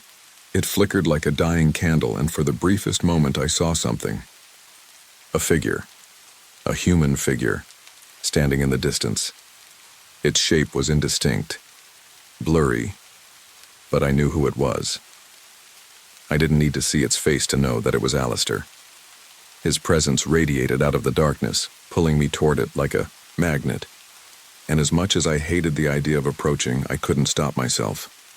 My feet moved forward, despite my mind screaming for me to stop. The closer I got, the more I realized how wrong everything felt. The air was growing thicker, more oppressive. The temperature dropped even further, and with each step I could feel the weight of the blackness pressing in on me. The whispers grew louder, and I could almost make out words now, though none of them made sense. When I reached Alistair, he didn't turn to face me. He was standing still, his back to me, staring into the abyss. His skeletal frame was thin and gaunt, like a figure from a nightmare, his robes tattered and flowing like shadows. I could see the dim light reflecting off the hollowness of his face, the emptiness where his eyes should have been. "You came to learn the truth, didn't you?" Alistair's voice rasped, low and guttural. "But the truth is a poison, Eleanor. Once you take it, you can't escape the effects." I opened my mouth to speak, to ask him why this was happening, to beg for answers, but before I could make a sound, a cold, chilling laugh escaped from his lips. The sound was low, mocking, as if he had already known what I would ask. "You're not the first," he said, his voice thick with bitter amusement, "and you won't be the last. The codex calls to those with curiosity, and it uses that curiosity to trap them, to feed on them." I felt my legs give out, my knees hitting the invisible floor beneath me. What do you want from me?" Alistair turned to face me, his hollow eyes staring into mine with a gaze that could freeze blood. "Nothing. It's not about what we want anymore. You are the hunger now." I recoiled at his words, my mind whirling in confusion, trying to understand. No, I don't want this. I didn't ask for this. I didn't ask for any of it." But Alistair's face didn't change. There was no pity in his eyes. No sympathy. Only the cold, empty stare of a being long consumed by the same force that had claimed him, that now reached out for me, ready to drag me down with it. "You were always meant to be here," he said, his voice suddenly calm, like a whisper from the grave. "You've always been part of it, just as I was." And as those words hung in the air, I understood the final truth. The codex of the Hollow, the Blackwood Manor, all of it. It was not just a place. It was a trap, a prison, a thing that fed on the souls of the curious, the unwary. Once you were caught in its grasp, you became part of it, a prisoner in an endless cycle. The walls of the void closed in around me, suffocating me as the last remnants of light flickered and died. Alistair's voice echoed one final time in my mind, the words drowning me in their finality. "There is no escape." And in that moment I knew. I was now part of the manor's hunger. Time had no meaning anymore. I couldn't tell how long I had been floating in the oppressive blackness, lost in the cold and the whispers. It felt like I was being pulled, torn, apart at the seams, yet bound to this place, trapped in an endless cycle. I had tried everything, pleading, screaming, begging for release, but nothing worked, nothing changed. I couldn't even feel my own body anymore. I was just here. There was no way to measure time, no sound but the soft, persistent whispers that tugged at the edges of my mind, like fingers brushing against my thoughts, pulling them into some dark abyss. Sometimes the whispers were soft and indecipherable, like the wind through dead leaves. Other times they would scream so loudly in my ears that it felt like my skull would crack open. I didn't know how long I had been in this state. Hours, days, weeks, months. It felt like eternity. The pain, the cold, the suffocating weight, it all blurred together. But something was changing. The whispers were becoming clearer, louder. They weren't just random murmurs anymore. They were voices, real, tangible voices. And then I heard a familiar voice among the others, a voice I had thought I had left behind in the manor. "You're still here, Eleanor." I felt a sharp jolt in my chest, as if a needle had pierced through my heart. The voice, the cold, empty voice, was unmistakable Alistair. I tried to scream, but I couldn't. I couldn't move, couldn't do anything. The sensation of being in this black void was so overwhelming that I couldn't even tell if I was still alive. My thoughts were racing. I thought I understood the curse of the manor, the hunger, the darkness, the relentless pull of the codex. But now it was clear. The reality of it was even worse than I could have ever imagined. I wasn't just stuck in this void. I was part of it. My soul was bound here, forever. Like Alistair, like the others who had come before me, I would be consumed by the hunger of Blackwood Manor. The codex had taken me, and now it would never let me go. "Don't fight it." Alistair's voice rasped through the shadows just as it and when I first encountered him in the archives. You're part of it now. The manor won't let you go. It feeds on you. It will feed on your curiosity, your fear, your longing for escape. It will always pull you back. Always. His voice had no warmth, no empathy. It was as cold and dead as the walls of the manor itself. I could feel something, an overwhelming sense of rightness, like a horrible weight pressing down on me. The void was not empty. It was alive, breathing, feeding. It had always been there, and it would continue to be, swallowing those foolish enough to seek its forbidden knowledge. Like me, like Alistair. Why did you let me in? I finally managed to whisper, my voice thin and broken, barely audible. Alistair's laugh echoed through the void, hollow and cruel. Didn't you know, Eleanor? The curiosity is the trap. The knowledge you sought, the truth you craved. That was what brought you here. The codex knew. It always knows. It calls to those who seek to understand. And now that you've entered its grasp, you can never leave. I couldn't stop shaking. I wanted to collapse, to curl up and disappear into the blackness, but my body still wouldn't respond. My mind was spinning with the horror of it all. The words he had spoken to me, the warnings, the ominous presence that had haunted the manor, they were all true. The hunger, the endless feeding. I remembered the moment I had first stepped into Blackwood Manor, the excitement, the thrill of discovery. I had been eager to uncover its secrets, to be the one to piece together the manor's long-forgotten history. Now, I understood the cost of that knowledge. There was no peace, no escape, only the eternal thirst of the codex, the unyielding hunger of the manor. Why me? I choked out, my voice raw. Why did it choose me? Alistair's presence loomed closer. His figure, though not fully visible, radiated cold like a shadow that threatened to consume everything in its path. Because you wanted to know. You wanted to understand what was hidden, and the codex, it always chooses those who are too curious for their own good. There was a long, terrible silence, the kind that made every part of me tremble in fear. And then the whispers grew louder, rising into a deafening crescendo, as if the very air around me was alive with the screams of the souls trapped in this cursed place. I realized then what Alistair had meant. The codex did not just feed on the living, it fed on their curiosity, their souls, their desperate search for answers. I had thought I could outsmart it. I had thought that I could solve the mystery of Blackwood Manor. But now I saw the truth was never meant to escape. In that moment, something inside me broke.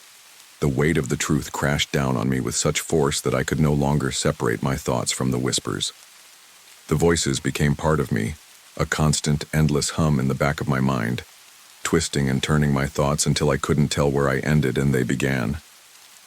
And then, just as the darkness had enveloped me, I felt it.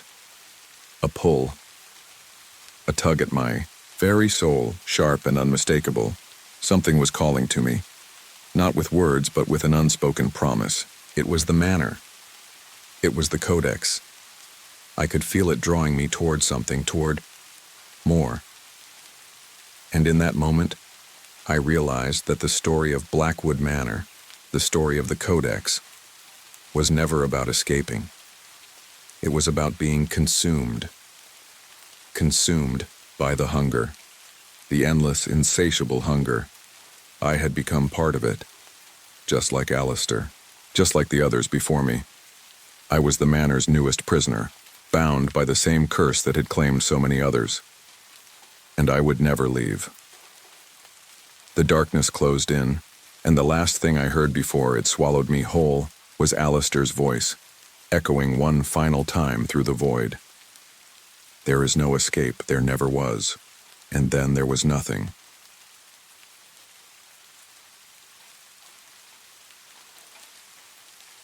I've always been drawn to things others would rather ignore. Maybe it's the historian in me, or maybe it's the curse of curiosity that drives me toward the darker corners of forgotten history, the places that don't make it into the textbooks, the stories no one wants to tell. And there's no place more riddled with that kind of history than Blackthornne Boneyard, located on the outskirts of Dusk Hollow, A village lost to time. The graveyard sits in a forgotten hollow, choked by gnarled oaks and thick, suffocating ivy. People from the nearby town avoid it, at all costs. They say the dead here don't rest. They say the boneyard is cursed, a place where the earth itself hungers for the living. Of course, none of this bothered me. In fact, it drew me in. I'd heard the legends whispered among the older locals, stories of the Holloway family who disappeared nearly a century ago. Entirely vanished, father, mother, and their 3 children, without a trace. Their graves were never found. But there was more.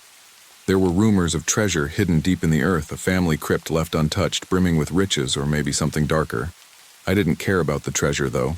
What really intrigued me was the mystery, the unanswered questions. I wanted to know what happened to the Holloways, and maybe, just maybe, I could uncover the truth hidden beneath the soil of Blackthornne Boneyard. That was the reason I found myself, standing outside the rusted iron gates of the graveyard one moonless October night, lantern in hand. The air felt thick, almost suffocating, and the damp earth smelled wrong.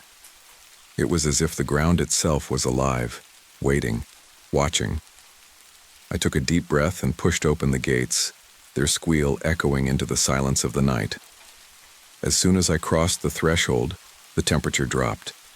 A chill spread over me, biting at my skin even though the night had been warm just minutes before. I shivered but kept walking, determined. The lantern flickered, its flame dancing erratically. I shook it, trying to get it to steady, but it flickered, again casting strange shadows on the gravestones. Shadows that didn't quite make sense. It wasn't just the lantern playing tricks on me. At first I thought I was imagining things, but soon I saw them. Figures standing between the graves, just beyond the edge of my vision. At first they were just shapes too faint to make out. But as I stepped further in, they grew clearer. Tall, hunched figures, their faces hidden by the night, but their presence undeniable. I froze, my breath caught in my chest. I was not alone. Who's there? My voice came out rough, too loud in the oppressive stillness. The figures didn't move. They just stood there watching. A child's laughter echoed across the graveyard. It was soft at first, like a whispering giggle, but it grew louder, more urgent, as if calling me.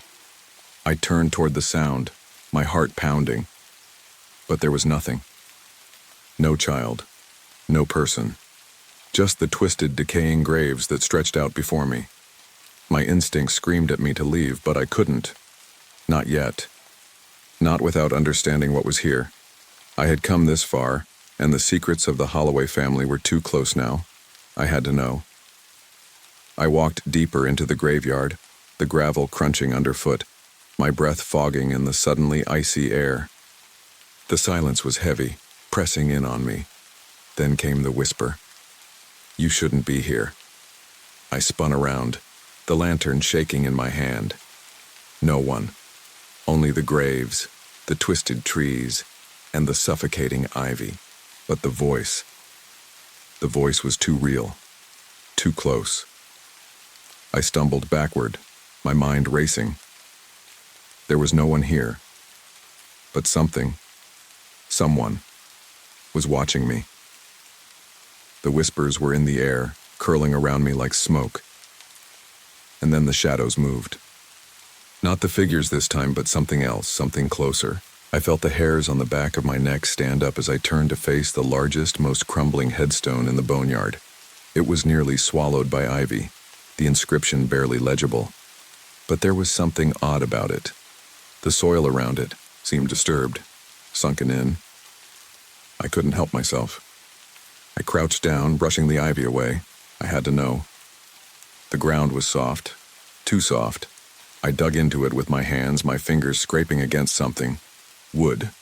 I pried at the earth with my nails, pulling up pieces of rotted wood. There, beneath the broken, decayed coffin, I found it. A locket, its gold tarnished and the inscription barely visible. The Holloway family taken too soon. My heart pounded in my chest as I turned the locket over. This was it. This was the link to the mystery I had been searching for. But as I held it in my hand, something shifted beneath me. The ground trembled. a low rumble vibrating through the earth. I froze. Something was wrong, more wrong than I could explain, and then without warning, the earth beneath me shifted again and I felt a sharp pain in my ankle. Something grabbed me. I looked down in terror to see a skeletal hand breaking through the dirt, its fingers curling around my leg with a strength I couldn't understand. The whispers grew louder, rising into a wail, a terrible chorus of voices that echoed in my mind. The graves were cracking open one by one, the earth splitting and shifting as bones began to rise from the ground. The holloways were rising, and they were not happy with me. Before I could react, the ground beneath me gave way and I fell tumbling into the yawning abyss of the boneyard where the dead waited. My scream was drowned by the wails, the cries, the terrible sound of bones creaking and breaking. The last thing I remember is the cold, the sharp pain in my chest, and the soft voice whispering one final time, "You shouldn't be here." And then, there was nothing but darkness. I woke up gasping for air, the sharp scent of damp earth filling my nostrils. My lungs burned as though I had been holding my breath for hours.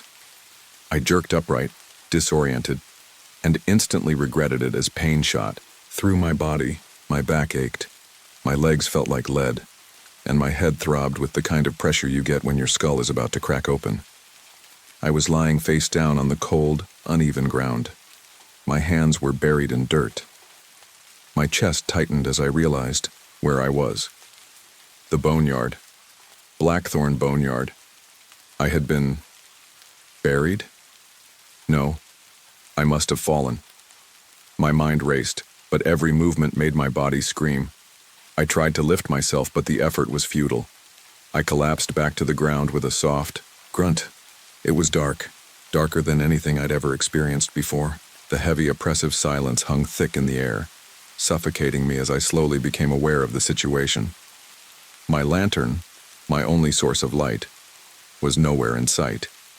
The only sounds were the faint rustling of leaves from the distant trees and the occasional drip of water as though the earth itself was weeping.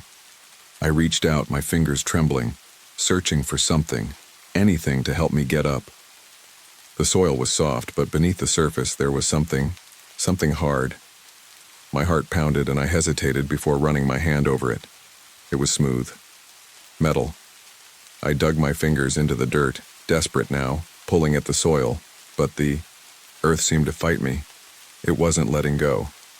I felt an overwhelming sense of unease as though the ground itself was pushing back. The earth doesn't want me here, I thought, as a creeping chill ran down my spine. And then I heard it. A faint, raspy breath. Close. Too close. I froze. My heart stopped for a moment, and I held my breath. The air shifted, and the hairs on my neck stood on end. There was something else with me. I wasn't alone. I forced myself to look around, my eyes straining in the darkness. The shadows seemed to stretch unnaturally, wrapping around me, suffocating the space. And then, just at the edge of my vision, I saw movement. Slowly, impossibly, something shifted between the graves. Figures. Silent, ghostly shapes. My breath caught in my throat as I recognized the figures, tall and gaunt, with faces hollowed out by time. The Holloways. The family whose disappearance had drawn me here. They were walking toward me, their skeletal hands reaching through the air as if grasping for something. For me. I wanted to scream. I wanted to run, but my body wouldn't move. It was as if my muscles had been frozen by fear, paralyzed by the weight of the unseen force pressing in on me. The more I tried to move, the heavier the air became. The dead were close now. I could see them clearly.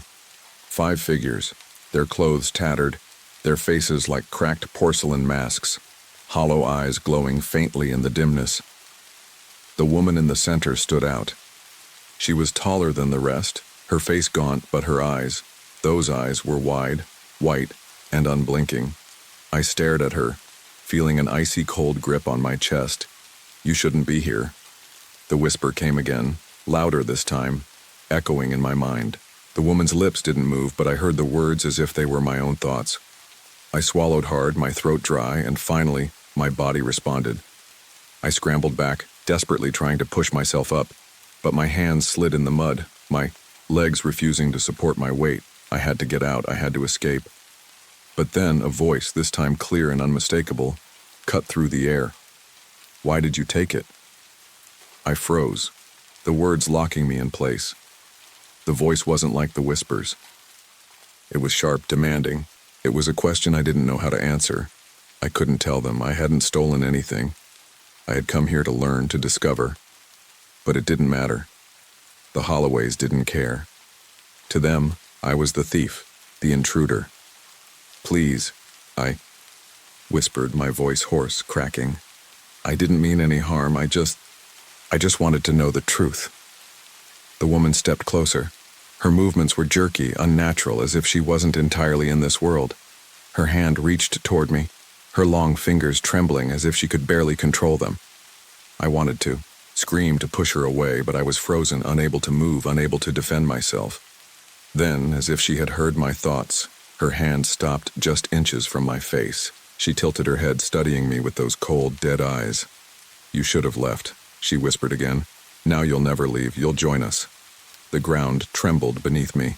I felt a deep, guttural rumble, as though the earth was reacting to her words. The air grew thick with the smell of decay, the scent of death closing in around me. My stomach churned and I fought against the rising panic, trying to push myself away, trying to move, but my limbs wouldn't obey. I glanced down, and my blood ran cold. The ground beneath me had cracked open, a wide, jagged fissure that seemed to stretch into the very bowels of the earth. And in that dark, gaping mouth, I saw them, the skeletal hands of the Holloway family, reaching up from the depths of the grave. They were rising. I was going to be dragged down with them.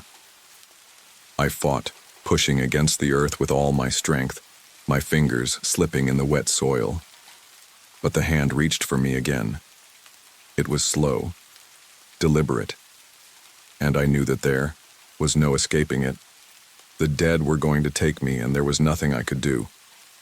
Join us. The words echoed in my mind one last time. I screamed, and then everything went black. The next morning, the town of Dusk Hollow woke to a strange sight. The old rusted gates of Blackthornne Boneyard were wide open, as if inviting anyone to enter. But no one did. The boneyard stood silent, still. And if you listened closely, you could hear the faint whisper of 5 voices calling from the graves, "Join us." But no one dared listen again. I don't remember much after the darkness swallowed me whole. My memories are fragmented, like pieces of a shattered mirror reflecting things I wish I could forget. But one thing remains clear: the hollow, endless eyes of the Holloway family. Their cold gaze haunts me still, like a shadow that never fully fades. When I came to, I was lying on my back, staring up at a sky I didn't recognize. The night had passed. The pale light of dawn was creeping over the horizon, casting long, trembling shadows over the land. I blinked, confused, and pushed myself up from the wet ground, only to immediately stumble. My legs were weak, so weak like I hadn't used them in years. The boneyard, the graves, the Holloways. I stood there for a moment, trying to orient myself, my senses tingling with unease. Everything felt wrong. The earth beneath me felt alive. The soil seemed to pulse, as if it had been disturbed by something it couldn't fully contain. I could hear the faint sound of shuffling feet, but when I turned, there was nothing there. Just the graves, each one leaning at odd angles, as if they were trying to reach for me. Their inscriptions had long been worn away, nothing more than traces of what once was. The bones of those buried here had settled into the earth, becoming part of it. And yet the smell of decay, of something rotten, lingered in the air like a stain that wouldn't wash away. It wasn't until I saw it, that fresh grave, that I truly understood. A grave, new and uneven, sat near the center of the yard. The dirt was disturbed, hastily thrown together, as though someone had buried something, someone in a hurry. My heart skipped a beat. I moved toward it instinctively, feeling drawn to it, compelled to see what was hidden beneath. The moment I approached, the hairs on the back of my neck stood on end. The air grew colder, as though the temperature had dropped by several degrees. I knelt down and brushed my hand over the soft mound of earth. The soil felt wrong, dense, almost sticky, as if it was resisting my touch. I pulled back the dirt slowly, my hands trembling with a mixture of fear and something else. Curiosity, maybe. What was I hoping to find? Evidence of my own madness? Or was I just too deep into this nightmare to care anymore? When the last of the soil was cleared away, I saw the edge of a wooden coffin, old, weathered, and cracked at the seams. I could feel the weight of the thing beneath me, like it was resisting my touch, as though it wanted to stay buried. But I needed to know. I had to know. With a sharp tug, I pried the coffin open, the old hinges groaning in protest. Inside, it was empty, except for the faint, yellowed outline of something strange at the bottom. I reached in carefully, brushing away the remnants of rotting fabric, and pulled out what looked like an old, tarnished locket. I held it up in the dim light, my breath catching in my throat. The locket was small and fragile, its surface covered in grime, but the engraving was still legible, just barely. The Holloway family, taken too soon. I turned it over in my hands, my mind racing with the questions I couldn't quite grasp. I'd read the papers. I knew the story. The Holloway family had vanished in 1883, never to be seen again. But what was this? Why was it buried here? Who had buried it? A wave of nausea hit me, and I stumbled back from the grave, dropping the locket in the process. My eyes darted around the cemetery, half expecting to see the Holloways rising from their graves. But the boneyard was silent. The wind was still. It was as though the world had stopped turning. The only sound I could hear now was the distant rustle of the trees, their twisted branches reaching toward the sky like bony fingers. I glanced at the locket on the ground, my heart pounding in my chest. I couldn't leave. Not yet. Something was pulling me deeper into this. Someone needed me to find the truth. I reached down for the locket, my fingers grazing the cold metal.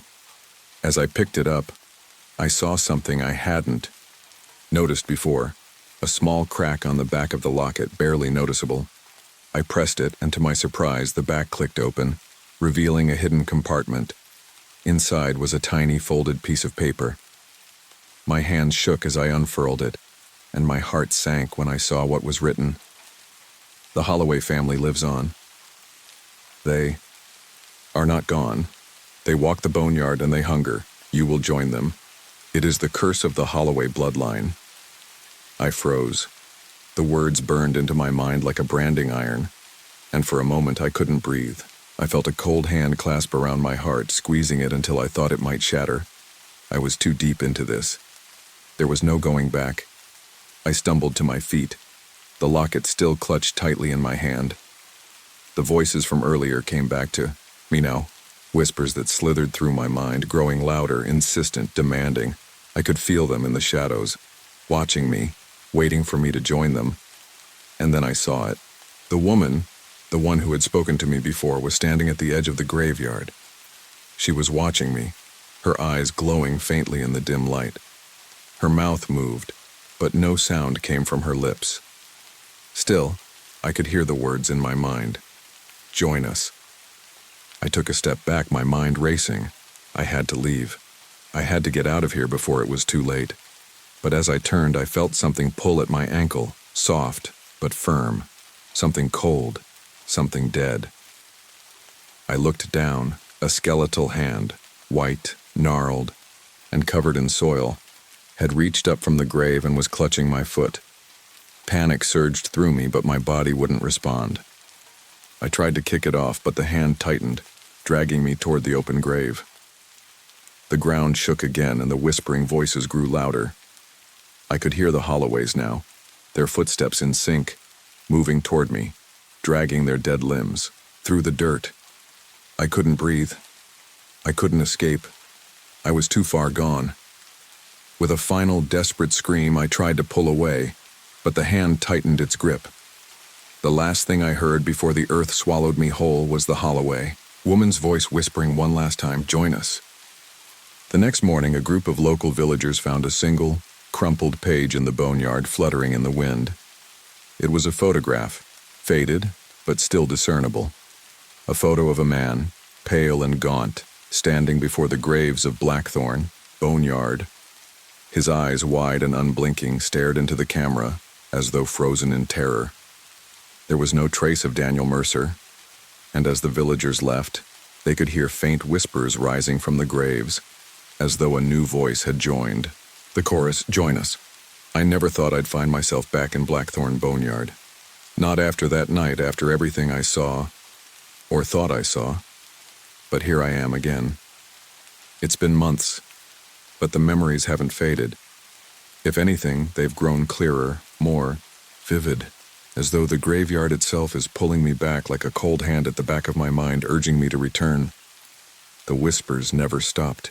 They followed me, quiet at first, almost like the echo of a dream, but over time they grew louder, clearer, and with each passing day, the call grew more insistent. It's funny, really. I thought I could escape. I thought if I buried the locket, if I left the boneyard behind, it would all stop. But there's no running from something like this, not when it's in your blood. I'm not sure what I expected when I returned to Dusk Hollow. Maybe some sign that I'd imagined it all. Maybe the gravestones would be gone or the earth would be untouched. But no, the boneyard was still there. The iron gates rusted, the trees twisted and knotted like the fingers of forgotten gods. The air was still thick, heavy, the same sickly sweet smell of decay that clung to my skin no matter how many showers I took. Stood at the entrance, hesitant. The ground seemed to tremble beneath my feet, and I couldn't shake the feeling that I wasn't alone. But I wasn't sure if it was my nerves or something else, something real, something ancient, that had started to notice me. I knew I had to go in. I had to understand. I had to see if there was any truth to the curse of the Holloway family. After everything that happened, I couldn't just walk away. It was like the boneyard had branded me, marked me with its secrets, and now I had to finish what I'd started. The gate creaked as I pushed it open, the rusty hinges groaning in protest. I stepped inside, my breath fogging in the cold, even though the day was unseasonably warm. The air was still, too still, as though the world itself was holding its breath, waiting for something to happen. I could feel the weight of the earth beneath me. I could almost hear it, its low, rumbling pulse, as if the boneyard was alive. And perhaps it was. Maybe it had always been alive. I moved deeper into the graveyard, past the weathered tombstones and the crypts that seemed to sink into the earth with each passing year. The grave I'd unearthed, the one I'd found in the center of the yard, was still there, but it wasn't as I remembered it. The mound of dirt had settled, the grave now less uneven, as if the earth itself had tried to fix what had been disturbed. But something about it felt wrong. My fingers brushed the surface of the dirt, and I recoiled. It was cold, colder than it should have been. But it wasn't just cold. It was wet, and the smell. I bent down, my knees sinking into the damp soil, and pulled at the edges of the grave. The wooden coffin was still there, its wood warped and cracked. I didn't hesitate this time. I needed to know. I needed answers. With a grunt, I pried open the coffin again, the hinges creaking in. Protest. My heart slammed in my chest as I looked inside, expecting to find, well, I wasn't sure what I was expecting. But it wasn't this. The coffin was empty. Again. But it wasn't truly empty. There, beneath the rotted fabric, beneath the shattered remains of what had once been a body, was something else, something that didn't belong in a grave. A small blackened stone lay at the bottom, its surface etched with strange symbols I couldn't begin to recognize. I reached for it, my fingers trembling as I lifted the stone from the coffin. It was heavier than I expected, its surface warm, to the touch. I could feel something radiating from it, something ancient and powerful. I turned it over in my hands, tracing the symbols with my fingertips. As I did, A deep, guttural sound rumbled through the ground beneath me. My pulse quickened. The whispers, those damn whispers, were growing louder, almost deafening now. The earth around me began to shift, the ground cracking open, as though it were trying to swallow me whole. A shadow moved across the graveyard, a figure standing between the tombstones watching me. It was a woman. Her hair hung in tangled black tendrils around her face, and her clothes were old, torn as if they'd been worn by someone long dead. Her eyes, those hollow, empty eyes, stared at me, locking onto mine with an intensity that sent a chill through my veins. The Holloway woman. I felt a hand on my shoulder, icy cold and skeletal. I whirled around, but there was nothing there. Still, I felt it, the weight of a presence lingering just out of view. Join us. The voice came from behind me, from the woman. It wasn't spoken out loud. It was a whisper inside my mind, curling around my thoughts like smoke, suffocating them. I didn't know what to do. I didn't know if I should run or stay. But something told me I couldn't escape this. No matter how fast I ran, the boneyard would pull me back. I turned back to the grave, my eyes fixed on the stone in my hand. It was no longer warm. Now, it was freezing cold, like it had absorbed all the chill from the ground around me. I clenched, it in my fist, refusing to let it go. The ground beneath me shook again, more violently this time. I stumbled, falling to my knees, and in that moment, the earth opened wide. From within the depths of the grave, skeletal hands shot up, clawing at the air, pulling themselves from the dirt. I screamed, but it was drowned out by the deafening wail of the Holloways, their voices, all of them, calling to me, beckoning me into the earth. They were rising. They were coming for me. The last thing I saw was the woman, her hollow eyes gleaming in the dim light. She took a step forward, her skeletal hand reaching toward me, and then I felt the darkness close in. The next morning, the graveyard was silent again, but the earth was disturbed, the soil shifted, and the faint sound of a whispered voice lingered in the air. It was as if the boneyard had claimed another soul, another piece of its hunger. And as the sun rose over the cemetery, the shadows stretched long and dark, waiting for the next person to wander into the hollow of Blackthornne Boneyard. Some say you can still hear the whispers at midnight. Some say if you listen closely, you can hear the name Daniel Mercer on the wind, but no one ever returns to find out. The boneyard was still, as it had always been. But this time, I felt the weight of its silence like a heavy cloak draped over my shoulders. I never wanted to return here. And yet, here I was, standing in the very place where I'd uncovered the Holloway's secrets, where I'd felt their cold, skeletal presence reach out for me. I could feel them, though I couldn't see them. They were there somewhere waiting. Their whispers had never stopped, not since that first night I unearthed their lost crypt, the first time I disturbed the soil of Blackthornne Boneyard. And now, they had finally claimed me.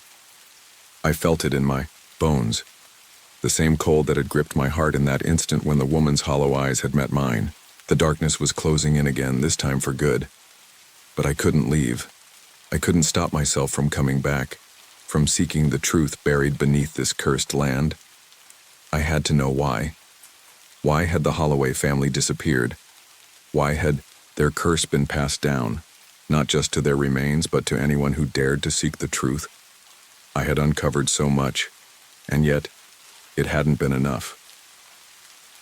As I walked deeper into the boneyard, my footsteps muffled by the thick carpet of fallen leaves, I felt the air around me change. The temperature dropped, and the mist began to curl up from the earth like tendrils of smoke. The twisted trees overhead creaked in the wind, their branches groaning in protest. There was something in the air, something electric, something that made my skin crawl. I stopped in front of the grave I had uncovered months ago, the one that had been disturbed so violently. The mound of dirt had settled once again, but it was no longer the same. The grave was open. The coffin had been torn apart, its remains scattered across the earth like some ancient offering. The ground around it was unnaturally dark, as if the very soil had been soaked with the blood of those who had died here. And then I saw it. A figure standing at the edge of the grave. The woman, the Holloway woman. Her face was gaunt, her skin stretched thin over the bones of her skull. Her eyes were hollow black voids that seemed to suck in the very light around them. She was dressed in the same tattered, decayed clothes, her body thin and frail, like a ghost barely clinging to existence. She was holding something in her hands, something that gleamed faintly in the dim light. A locket. The same bone locket I had found all those months ago. "You should not have returned," she said, her voice rasping like the wind through dead leaves. "You are already a part of this place. You have taken what was never meant for you." I wanted to run, I wanted to scream, but my body wouldn't obey. The fear that had gripped me in the beginning, the terror that had sent me fleeing the first time, was gone. I wasn't afraid anymore. I was numb, as though the boneyard had already taken my soul, leaving only a shell behind. "Why?" I whispered, the question escaping me before I could stop it. "Why are you here? What happened to your family?" She tilted her head slightly, her hollow gaze never leaving mine. Her lips twitched, and for a moment, I thought I saw a faint, mocking smile. "Do you really think it matters?" she asked softly. "Do you think the dead care for the living's questions? We are bound here. Bound by the hunger. The boneyard. It does not give answers. It only takes." The locket in her hands pulsed faintly, and for the first time, I realized what I had uncovered. It wasn't just a locket, it was a key. The key to the Holloway's curse. The key to everything that had happened to me, to all the whispers, to the restless dead that stalked this land. She stepped closer, her feet dragging across the earth like a woman walking through water. My breath caught in my throat as her presence seemed to grow heavier, more oppressive, like the very air was becoming thick with the weight of centuries. "You took from us," she murmured, "and now you will pay." Before I could speak, before I could ask her to stop, the earth beneath me shifted. I felt the ground tremble, and suddenly, the boneyard was alive, the soil surging upwards like waves crashing against a shore. The tombstones cracked open, the graves erupted with skeletons clawing their way to the surface, the Holloways, all of them rising from their eternal slumber. They were not peaceful. They were not at rest. They were hungry. I fell to my knees as the ground seemed to close in around me, the weight of the earth pressing down like a vice. The Holloway woman stood above me, her hollow eyes glowing with a cold fire, her lips curling into a grin that made my blood run cold. "You should have left," she whispered, her voice becoming a distorted chant that echoed from all sides. "Now you are ours." I tried to scream, tried to crawl, but the earth had already swallowed me whole. The boneyard had claimed me, and then everything went dark. When the morning light finally broke over Blackthornne Boneyard, the graveyard was silent once more. The only trace of me was the camera I had left behind, its lens cracked, its memory card still intact. The last photo on the card was a blurry image, a shadowy figure in the distance, standing just beyond the iron gates. A face pale and gaunt watching, but I was gone, and the boneyard stood, waiting for the next soul foolish enough to seek the truth buried beneath the cursed earth. The whispers would never cease and the hunger would never end. They would always find a way to claim another, and the name of Daniel Mercer, the man who sought to uncover the lost secrets of Blackthornne Boneyard, would be just another whisper among the hundreds that filled the air on moonless nights. Because in the boneyard there is no escape. There is only the hunger and the eternal call of the dead.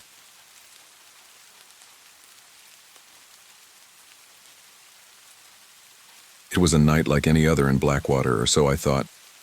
The rain came down in sheets, soaking through my coat, and the wind howled through the narrow, empty streets. The town had always been like this, sullen, forgotten by the rest of the world, with buildings that looked like they hadn't seen a fresh coat of paint in decades. I wasn't in Blackwater by choice, but it was the only place I could afford to live. and I'd learned to embrace its eerie, quiet beauty. I had always been drawn to the strange and the unusual. There was something about oddities, things that didn't quite fit into the world as we knew it, that called to me. My apartment was filled with antiques I'd collected over the years. Taxidermy birds, old books with cracked spines, rusted keys, and porcelain dolls. Most people called it morbid, but I called it home. That evening, I was out looking for a new addition to my growing collection when I stumbled upon a store I hadn't noticed before. It was tucked in between two other rundown shops. Its weathered, sign barely visible through the fog. Morning Relics was the name etched into the wood, though the paint was so chipped that it might as well have been a ghost of a word. I had no intention of stopping, but something made me turn down the alley and into the shop's dim light. Maybe it was the promise of something new, or maybe it was the sense of loneliness that I carried with me, like an old coat I could never quite shake. The bell above the door jingled softly as I stepped inside. The musty air hit me immediately, like mildew mixed with something sweeter, like dried flowers in a dusty old casket. The walls were lined with shelves crammed with oddities, strange sculptures, rusted trinkets, and yellowed portraits of people who looked too still for comfort. And then I saw her. A porcelain doll stood alone on a high shelf, surrounded by tattered books and cracked glass jars. Her glassy eyes seemed to catch the faint light, glimmering with an unsettling life. Her face was frozen in a slight stitched smile, an expression that felt far too knowing for something made of ceramic. Her dress was an antique lace, stained with age and perhaps something more. She stood still, but I couldn't shake the feeling that she was watching me, waiting for me to notice her. I had to admit I was intrigued. It wasn't just the doll's appearance, it was something else, something intangible that tugged at me. Something in my gut told me that this wasn't just an ordinary piece of porcelain. "Can I help you?" The voice pulled me out of my trance. I turned to face the shopkeeper. He was an old man, his skin ashen and his face gaunt, almost too thin, like a skeleton wrapped in worn flesh. His eyes were dark, too dark, and they seemed to weigh me down as he observed me. I felt a chill as his gaze lingered on me for a moment too long. "That doll," I said, my voice quieter than I intended. "How much is it?" The man's lips curled into a half smile, but it didn't reach his eyes. He stepped closer to the shelf, and as he did, the dim light above flickered. "That one," he said slowly, as if choosing his words carefully, "is not for everyone. She's particular. Some things cling to their owners." I didn't know what he meant, but I nodded, my hand already reaching for my wallet. "Thank you, I'll take her," I said, more confident than I felt. The shopkeeper handed me the doll without another word. I noticed his fingers were cold, like the very touch of death itself. By the time I left Morning Relics, the rain had stopped, but the fog lingered, thick and suffocating, like the town itself was holding its breath.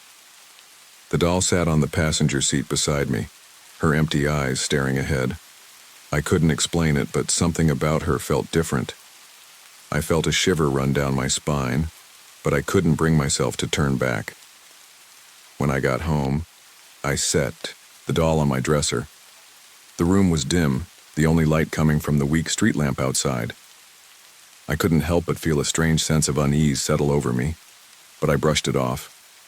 Maybe it was just the atmosphere of the shop, or maybe it was the stormy night that had set my nerves on edge. But that night, as I lay in bed, I couldn't shake the feeling that I wasn't alone in my apartment anymore. At around 3 a.m., I was awoken by a sound, a soft, faint sound coming from the hallway. It was a giggle, a child's giggle, faint but unmistakable. I lay still, listening. It was followed by a soft, humming lullaby, drifting through the silence like a forgotten memory. The giggling continued, and my heart began to pound in my chest. I tried to convince myself that it was just a dream, but as I turned to glance at the dresser, my breath caught in my throat. The doll was gone. It wasn't on the dresser anymore. I didn't know when it had moved or how, but the doll was now sitting at the top of the stairs facing the hallway. Her head was tilted slightly as if she was waiting for me. I closed my eyes and told myself it was just a trick of the mind. But deep down, I knew I had just made a dangerous purchase. The doll's movement couldn't have been a mistake. I was certain of that. It had been placed on the dresser in the soft golden light from the street lamp that filtered through the blinds. I had checked it before bed. I knew exactly where it was. Yet, when I woke up, it was sitting at the top of the stairs, just staring at me with those glassy eyes. It wasn't possible. I thought I was imagining things. Granted, I hadn't slept well in weeks.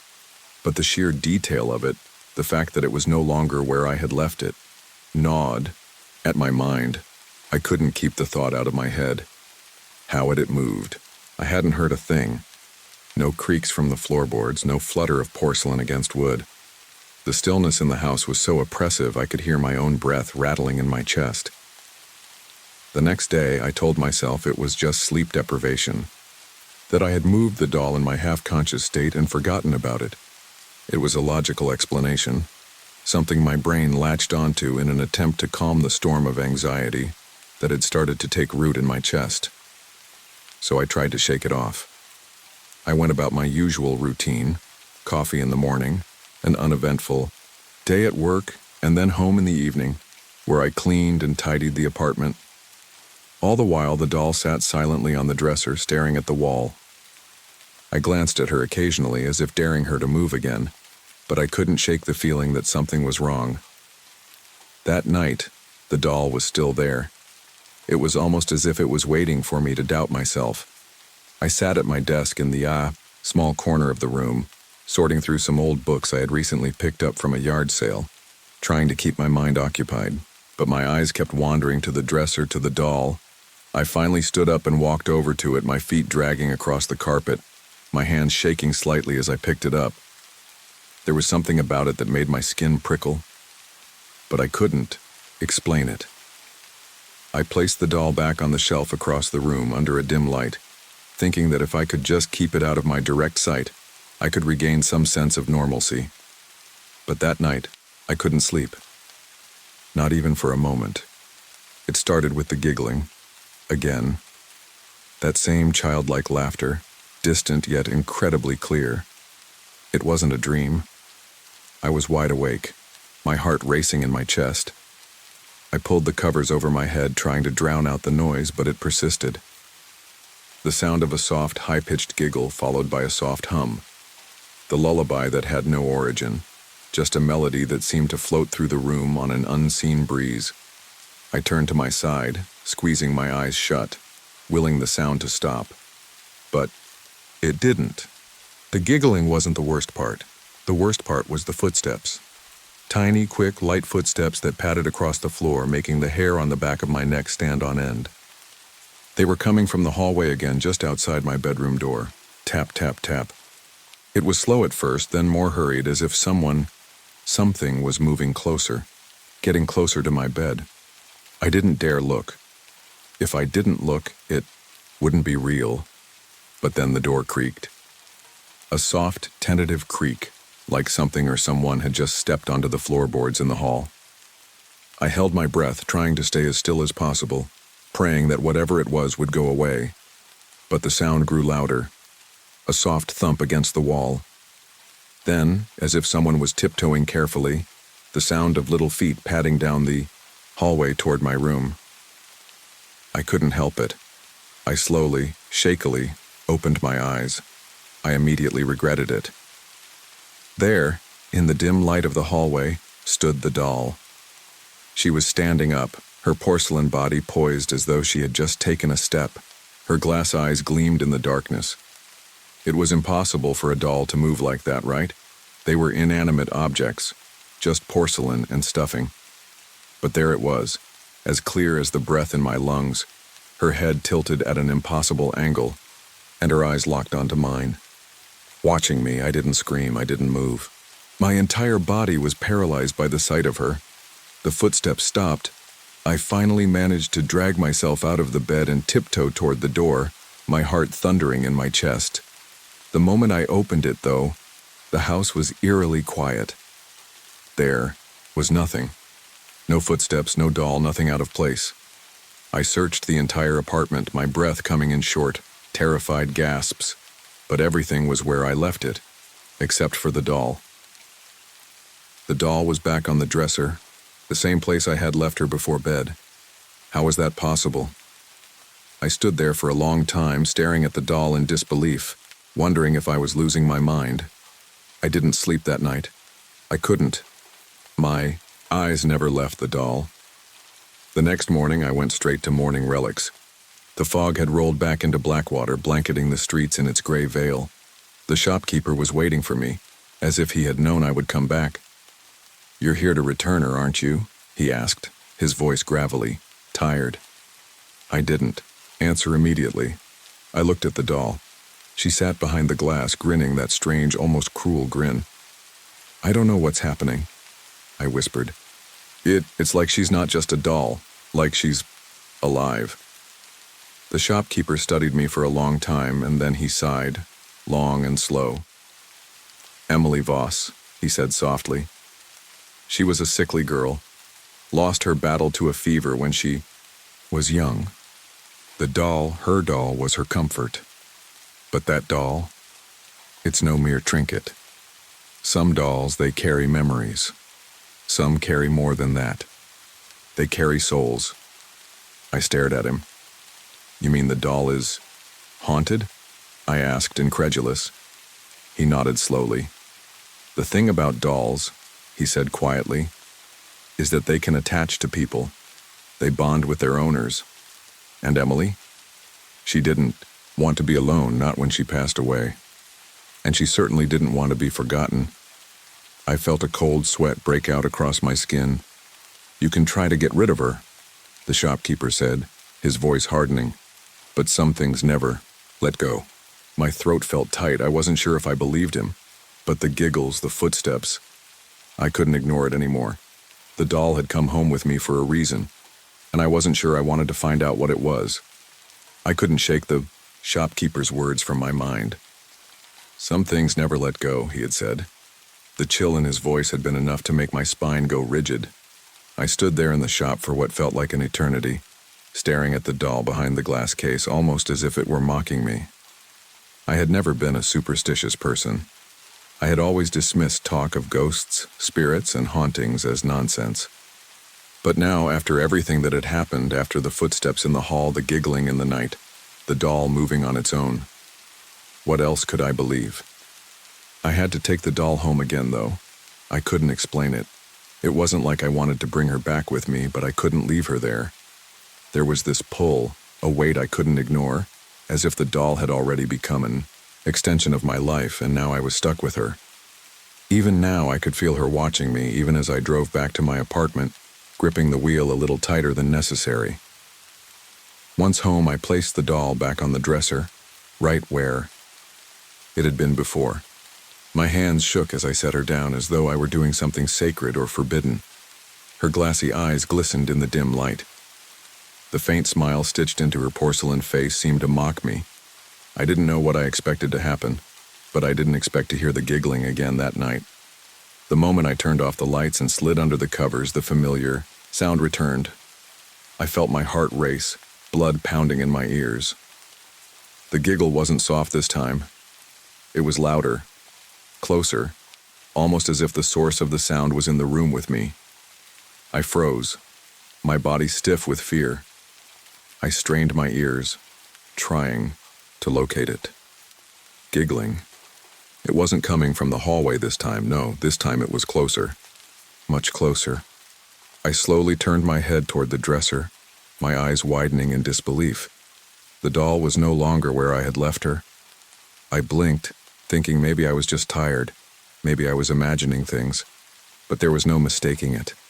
The doll wasn't on the dresser anymore. She was sitting on the floor at the foot of my bed, facing me, her head tilted slightly to one side. My stomach lurched. I pulled the covers over my head, hoping that if I couldn't see her, she wouldn't be real. I kept my eyes closed, hands clenched around the sheets, trying to tell myself it was just a trick of the mind. But deep down, I knew it wasn't. The giggling was gone now, but I couldn't shake the feeling of being watched. I felt the weight of her eyes on me, a pressure in the room heavy and suffocating. I lay there for what felt like hours, too afraid to look, too afraid to even move. Every inch of my body was stiff, locked in place by the terror that gripped me.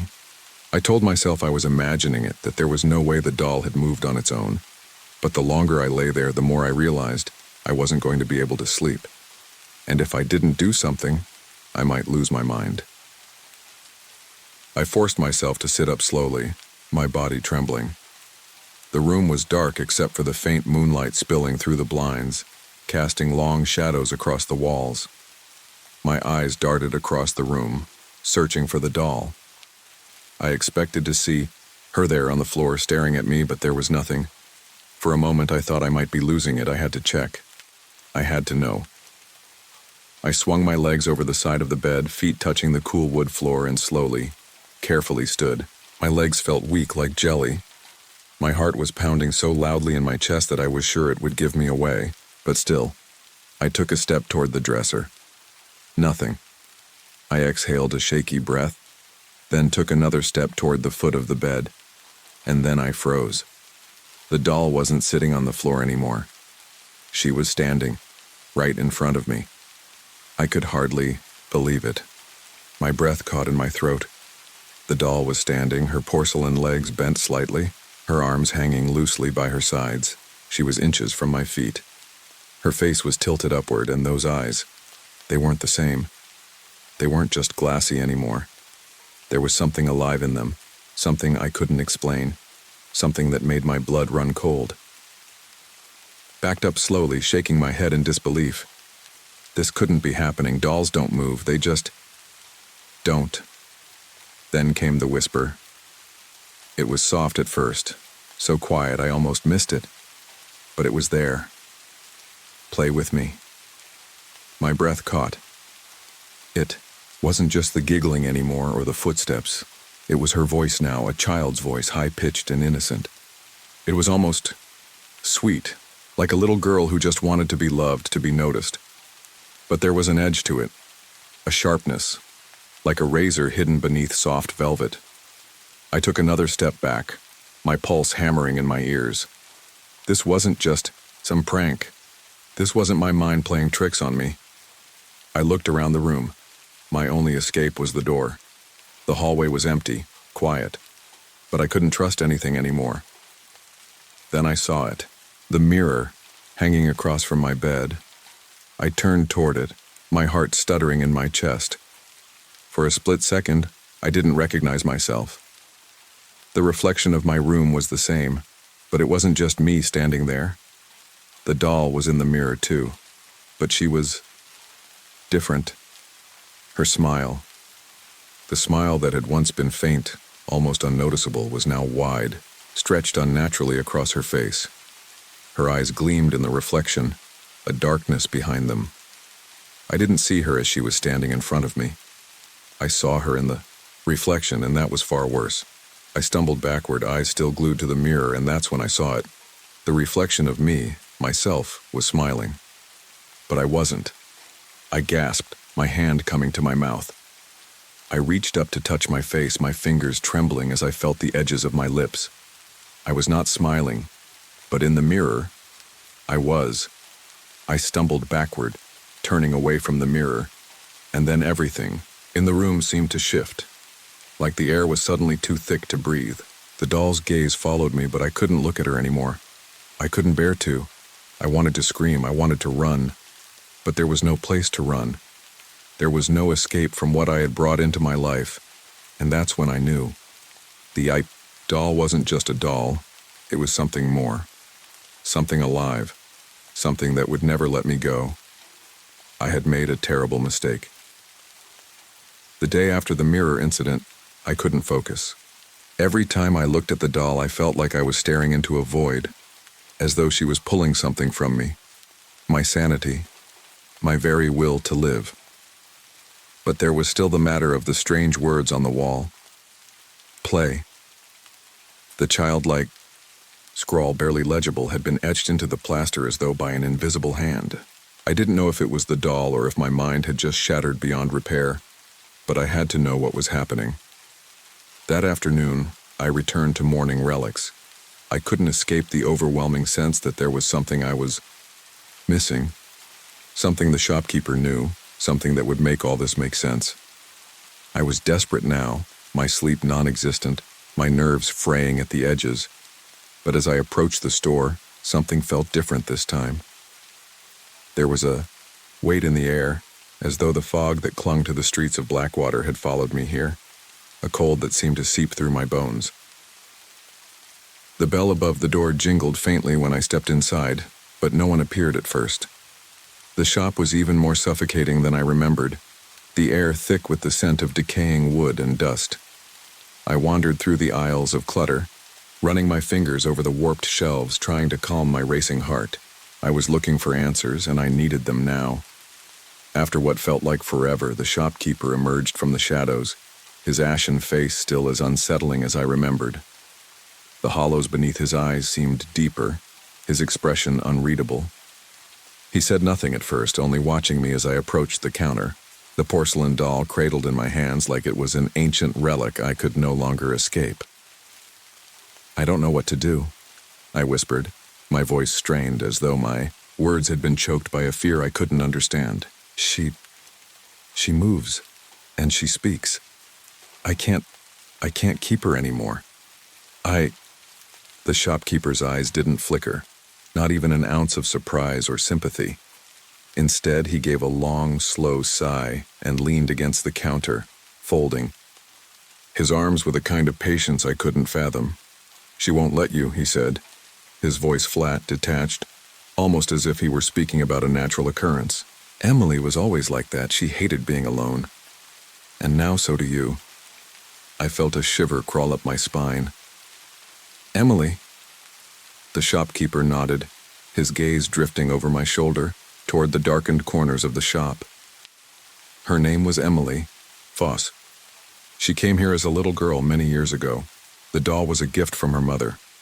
It never left her side, not even when she died." "Died?" I echoed, the word tasting foreign, surreal. "She was sick," the shopkeeper continued, his voice oddly distant. "A fever. It took her in the end, but before that, before she died, Emily would talk to the doll. She would whisper to it, say it would answer her back. Her mother thought it was the delirium of the fever, but it wasn't. The doll, it was real. She was real." I felt the air grow colder, the edges of my vision growing fuzzy like the world around me was slipping out of focus. "I don't understand," I said, shaking my head. "You're telling me this doll is alive?" The shopkeeper didn't answer immediately. He just watched me, those hollow eyes fixed on mine, searching for something, as if trying to measure the weight of my understanding. Then after a long pause, he spoke again. "Some things can't die. Some things linger." His eyes flickered to the doll in my hands. "And Emily, she never wanted to be forgotten. She clung to her mother after she passed. That's what the doll is, what it represents. It's not just a thing, it's a vessel. It's the last piece of Emily. And when she was left alone, when her mother couldn't bear to keep her anymore, the doll became something else." I swallowed hard, the weight of his words pressing down on me. "You mean to say, she's still here? Emily? Inside the doll?" The shopkeeper's face darkened. "Not inside the doll. The doll is Emily. She is her spirit, her memory. The doll wants you, Lena. She's chosen you." The realization hit me like a slap in the face. I felt my pulse spike as my mind raced to process what he was saying, but there was no escaping the truth. The doll, the thing that had been nothing more than a strange, unsettling object when I first bought it, had become a part of my life. But it wasn't just that. It had become a part of me. "Why?" I whispered, horrified. "Why me?" The shopkeeper looked away, his lips pressed together tightly, as if considering something too terrible to say aloud. Finally, he sighed again and straightened up. "I can't answer that. Sometimes things just choose. You can't fight it. You can't bargain with it. You can only give in." My mind raced, my thoughts spiraling. I had thought the worst had already happened. The giggling, the footsteps, the mirror, but this, knowing that the doll was more than just an inanimate object, that it was somehow tied to someone who had died, who had never let go, made everything feel so much darker, more real. I didn't know how much longer I could handle this, how much longer I could live with something so alien, so wrong in my home, but there was no escaping it, not now.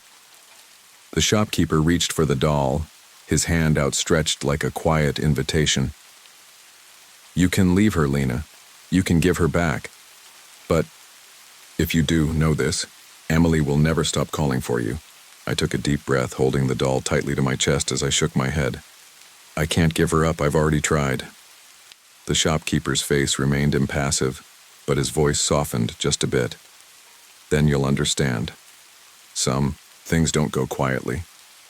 Some things follow you, and you will never be free." I left Mourning Relics with the doll, my steps slow, heavy, as if the very air had thickened around me. I didn't know what to do next.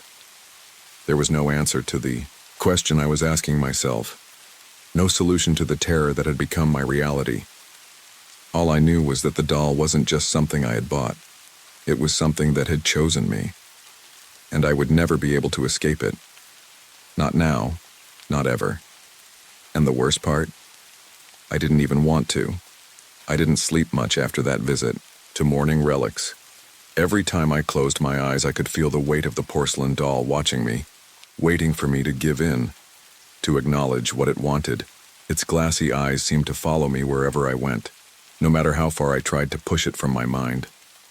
It was like an anchor lodged in the center of my chest, a presence I couldn't escape, not even in my dreams. It wasn't just the doll anymore. It was the feeling of being watched.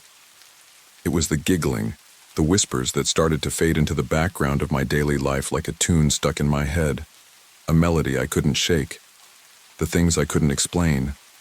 I started hearing the little feet again, the soft, padded footsteps in the hall outside my bedroom. But they weren't the same as before. They were closer now, sharper, like they were right on top of me. I'd wake up, heart pounding, my pulse racing, and find myself staring into the dark corner of my room where the doll sat, its smile too wide, too knowing. But it wasn't until that night, the night I heard the whisper, that I knew I had crossed a line. I woke to the sound of giggling again, but this time it wasn't distant. It was in my room, right in front of me. I snapped my eyes open and immediately froze. There, at the foot of my bed, standing in the dim moonlight, was the doll. But she wasn't where I'd left her. She wasn't on the dresser. No, she was standing, balancing on her porcelain feet, her head cocked to one side, and her eyes were alive. My heart beat like a drum in my chest, and the blood drained from my face as I stared at her, my throat dry and tight with fear. My body didn't want to move, but I couldn't tear my eyes away from her. She wasn't supposed to move, wasn't supposed to get up, and yet, here she was, standing, smiling that sickening, twisted smile that had once seemed harmless. The giggle echoed again, sharper this time, coming from behind me. My pulse quickened as a small voice, soft and sweet, whispered my name. "Lena." I jerked my head around, but there was no one there. The room felt colder, the darkness pressing in like a weight. The voice was so familiar, so innocent, but it wasn't. I knew that. It was a child's voice, but it was twisted by something, older, something wrong. "Lena, you can't hide from me." The voice giggled like a melody that crawled under my skin. It was her, Emily, the spirit that the doll had become, the one that had been trapped in that porcelain body for so long. And now, she wanted me. I shot out of bed, my body moving before I even realized what I was doing. I reached for the doll, my hands shaking as I grabbed her by the waist. She was cold, too cold, and she didn't feel like a doll anymore. She felt like something else. The laughter grew louder, filling the room, surrounding me, echoing in my ears until I thought I would drown in it.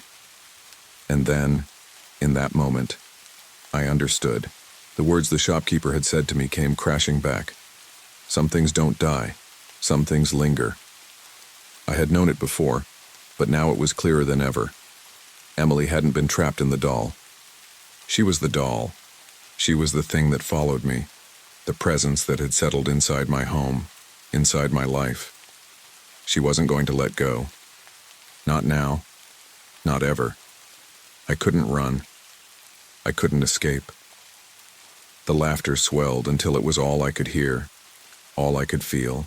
It was so close, so real, like Emily herself was right there, breathing down my neck, pressing in from all sides.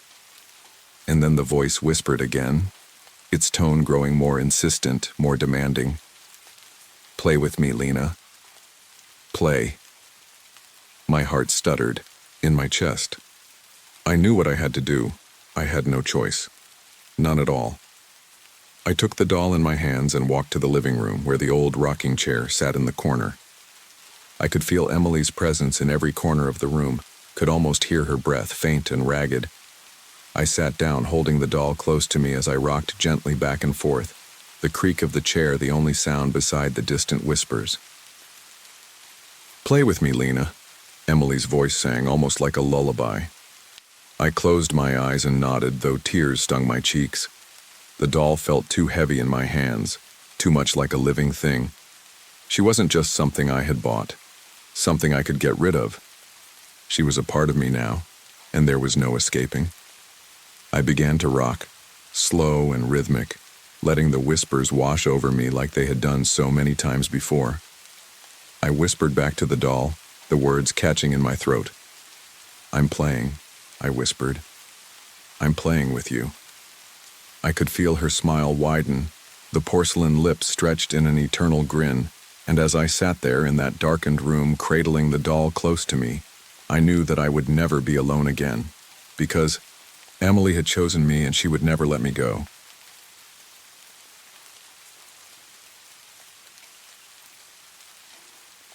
I've always been drawn to the macabre. Maybe it's the strange comfort in the darkness, the way that antiques and relics from the past carry stories that most people would rather forget. As a pianist, the music I play often carries its own weight, its own history, and I've spent my life collecting pieces, both literal and figurative, that speak to the eerie. So when I first stepped into Whisper and Bone, I thought I was simply adding another curious item to my collection.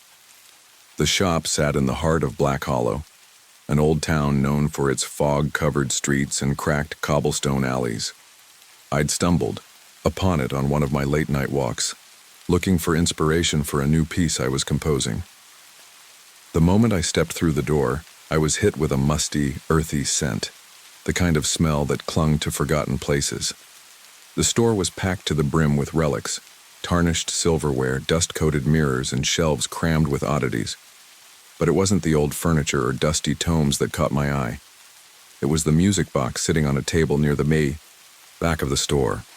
It was nothing remarkable at first glance except for the intricate design carved into its lid, angels weeping, their faces twisted in sorrow. It had an air of age about it, like it had been passed down through generations, perhaps something that was loved, lost, and now forgotten. But something about it pulled me in, like a magnetic force. I couldn't take my eyes off of it. The shopkeeper noticed me lingering, and her eyes, black as ink and sunken into her pale face, narrowed. "You found it," she said, her voice like gravel scraping against metal.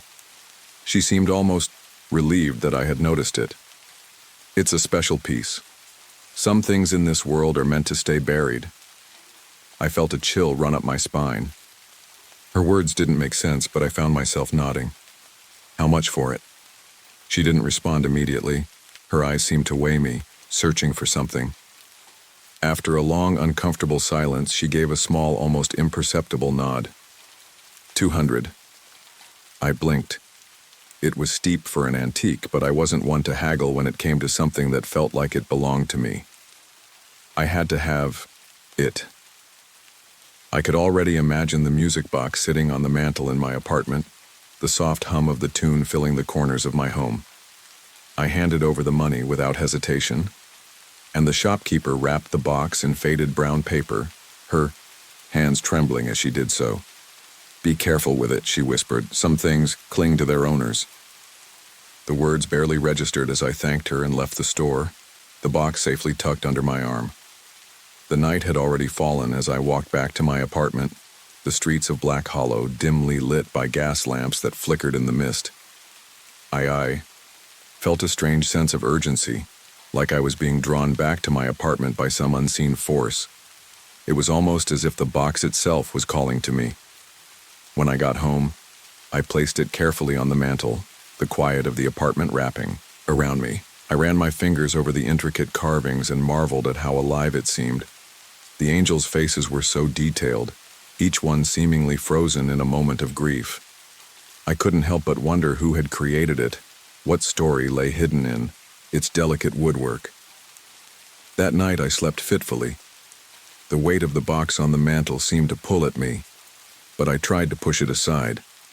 I had work to do, new pieces to compose, and I couldn't afford to waste time on superstitions.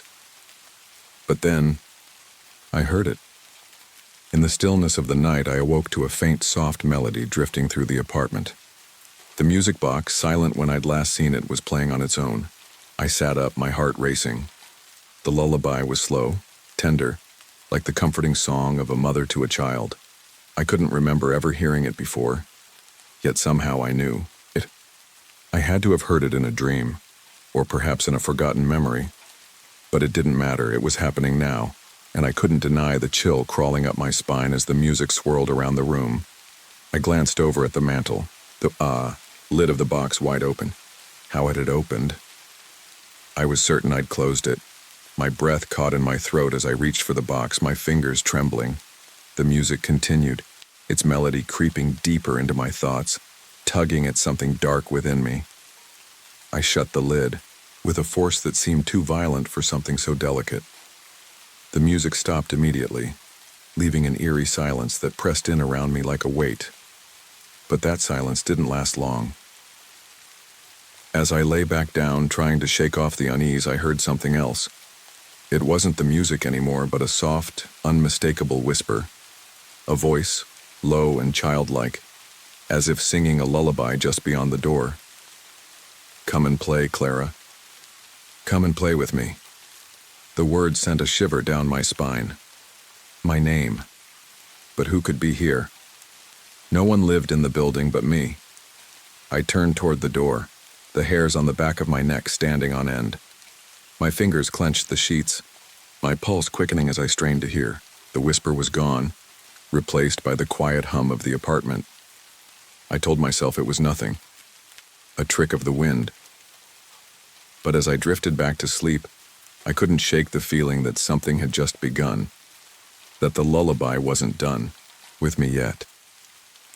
The morning after the incident with the music box, I tried to shake off the unease that had settled in my chest. Maybe I was just exhausted, stressed out from composing new pieces, dealing with the pressures of my job as a pianist. It wasn't the first time I'd woken up to strange noises or things that didn't make sense in my apartment. I've always been sensitive to sound, the quiet hums of my neighbors, the wind rattling the windows, the creak of old floorboards. But the lullaby, that wasn't normal. It felt real. So real, in fact, that when I opened my eyes that night, the air seemed thick with its presence, but I didn't want to dwell on it. So I carried on with my day, but that decision came to haunt me later. I made myself a cup of coffee, the comforting bitterness usually enough to snap me out of my groggy, sleep-deprived fog. But even as I sat at the small kitchen table, staring into my mug, my thoughts kept wandering back to that damn box. I'd made a choice to buy it after all. There was something so captivating about the music, about the way it seemed to reach inside of me. I'd convinced myself it was just my imagination running wild.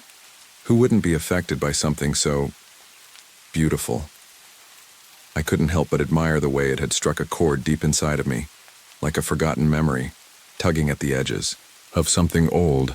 But then the whispers came again. I tried to push them aside. It wasn't possible. I had a life to live, a performance to prepare for. But as I sat there, the sound was unmistakable, quiet at first, as if I were imagining it, but then clearer, sharper, like a soft, coaxing voice calling out to me.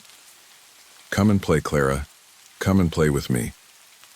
The voice wasn't coming from anywhere I could pinpoint. It wasn't my neighbors. It wasn't even outside.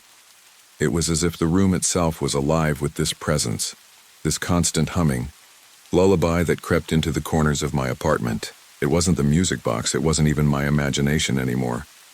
This voice felt real. I stood up so quickly that my chair scraped violently against the floor. My heart pounded, and my fingers felt cold. I rushed toward the living room, where the music box sat on the mantel. It was still closed. I wasn't even sure why I was checking, but I felt compelled to. There was something about the box now that seemed different, almost like it had changed overnight. I opened it, half expecting the lullaby to spill out of it, but it remained silent. Still, the unease persisted. I glanced around, my eyes scanning the room. My apartment was small, one bedroom, one living room with hardwood floors that creaked underfoot. There was nowhere for anyone to hide.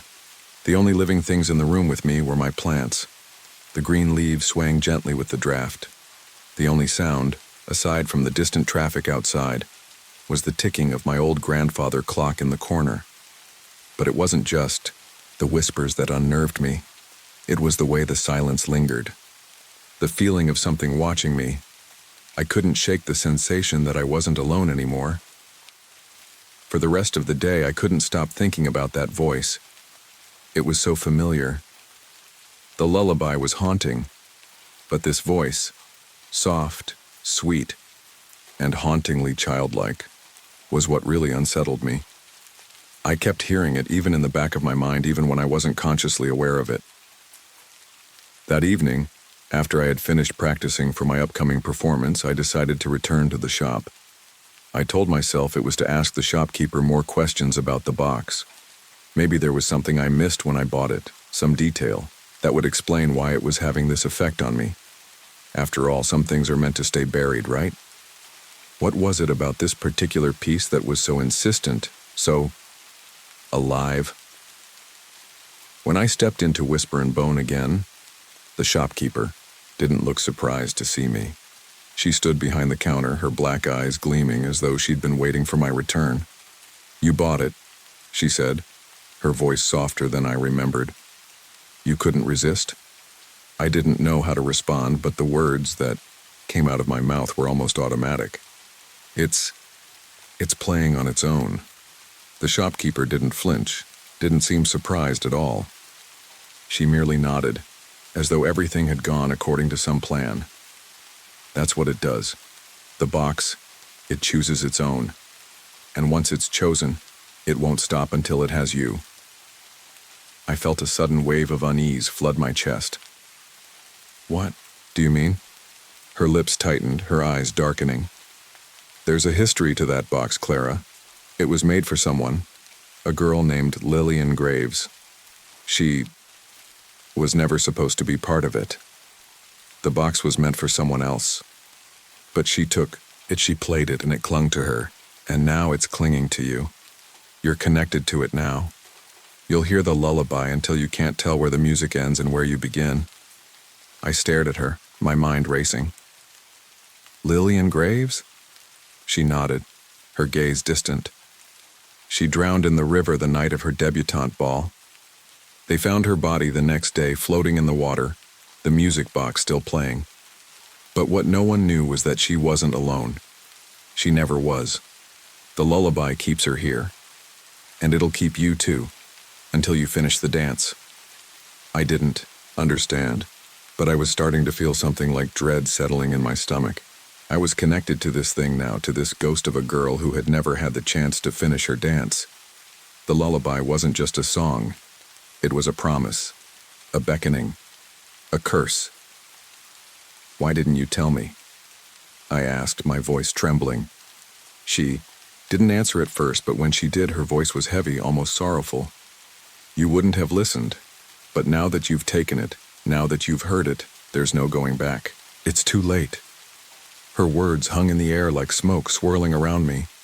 As I turned and left the shop, the evening air felt colder, sharper than before. And when I stepped into my apartment, the first thing I heard was the soft, familiar hum of the lullaby. It was calling again, But this time it wasn't just a song, it was an invitation. And I was starting to wonder if I'd made the biggest mistake of my life by answering it. I spent the next few days in a haze, each morning darker and heavier than the last.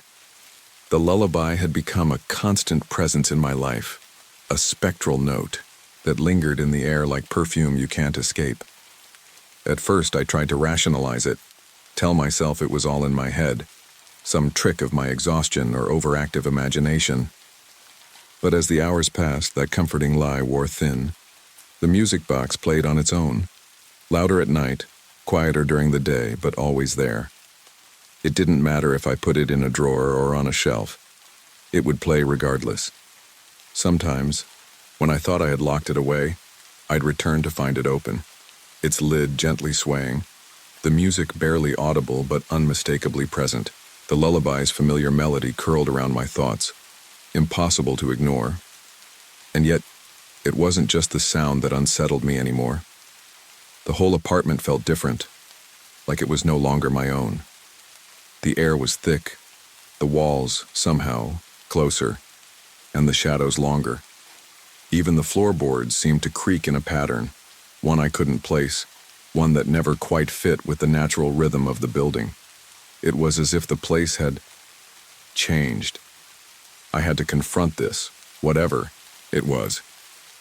One night I woke to find myself sitting at the piano in the dark, my fingers moving on their own, playing notes I didn't recognize. At first I thought it was just sleepwalking, but the music was too precise, too deliberate. My hands ached as they moved across the keys, and I felt a strange compulsion to continue, as if the song was a piece of me I couldn't escape. The melody was there, of course, woven through the music, but it wasn't just the lullaby now. It had evolved. The notes twisted and turned into something darker, more complex. It was as if someone else was playing with me, guiding my hands.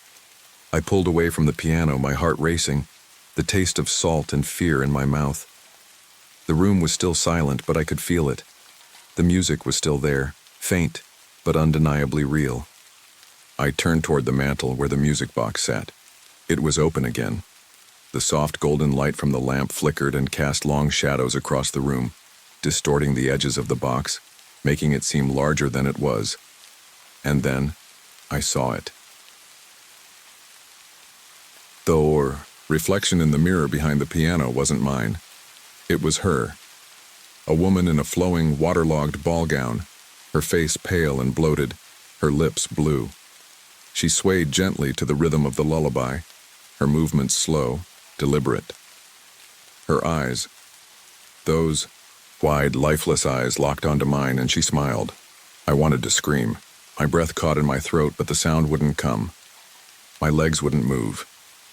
My skin felt like it was made of ice, but it wasn't the cold from the room that made me shiver. It was her presence, the sheer weight of it, the way she belonged there in my apartment, in the reflection in my life. I couldn't tear my eyes away as she reached out toward me, her hand dripping with water. Her fingers were long and delicate, the tips soaked like she'd just stepped out of the river. The music grew louder, almost deafening now, the lullaby rising in intensity, becoming a chant. Dance with me. Dance with me. I wanted to turn away, to run out of the apartment, to do anything to escape, but I was rooted to the spot. My mind screamed for me to get up, to leave, but my body refused. It was like the song had a hold on me, sinking deep into my soul, pulling me back toward the piano, toward the music box, toward the girl. And then before I knew it, I was standing. The reflection of the woman was still there, and now she was no longer swaying alone. She was waiting, her hands now reaching out, beckoning me closer, urging me forward. I couldn't stop myself. I stepped forward, my legs stiff, my movements jerky as if I was being controlled by strings. I found myself in front of the mirror, my hand trembling as it reached out toward the woman who wasn't real. She was cold, her skin slick with water, her touch numbing as my fingers brushed against hers. It was like touching ice, like touching the very river that had claimed her. And yet, as I stood there, Something inside me told me this wasn't just a hallucination. It wasn't just a dream. She was here. She was real. "Dance with me, Clara," she whispered, the voice like wet, leaves scraping across stone. "Finish what you started."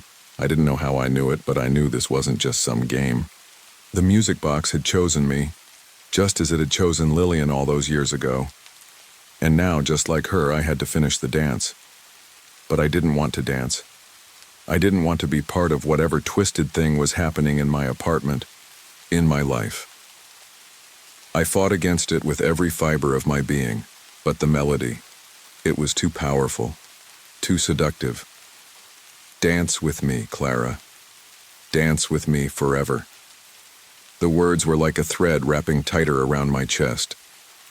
The music played louder, the reflection of the woman growing more and more distorted, her once perfect features now warped by the water, by the darkness that had consumed her. She stepped closer, her outstretched hand now clutching mine, dragging me toward the center of the room. I couldn't move, I couldn't fight her anymore, and then in the stillness of the night I heard the unmistakable sound of footsteps behind me. Tiny, wet footsteps. I turned, but the figure had already moved. There, standing in the doorway, was another girl, dressed in the same waterlogged ball gown, her face a mask of sorrow, her lips a blue, frozen smile. She didn't speak. She didn't have to. She was already dancing. I felt my feet move, as if against my will. Slowly at first, like the steps of someone learning to waltz. But it wasn't a waltz. It was a death dance, a slow, endless cycle of hopelessness. I was dancing with a ghost, a girl who had drowned all those years ago and who was now pulling me into the same watery fate. And no matter how much I struggled, I couldn't stop. I could only move with her, to the rhythm of the lullaby that had taken everything from me.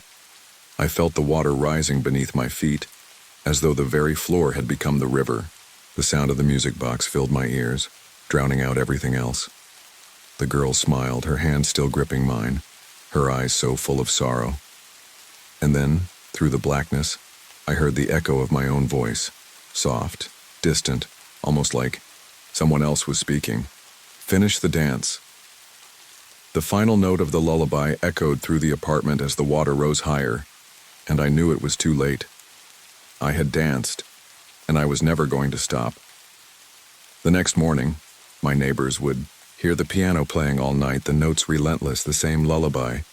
They would knock on my door, but I wouldn't answer, because I wasn't there. All they would find was the music box, still sitting on the piano, its lid wide open, the melody spilling out into the empty room. The night after I had danced, something inside me shifted. I wasn't sure if it was the music that had consumed me or the presence of that girl, Lillian or whatever she had become. But the line between the living and the dead blurred in ways I hadn't been prepared for. When I woke up the next morning, the air in my apartment felt thicker. The walls seemed to close in, like the house itself was breathing with me.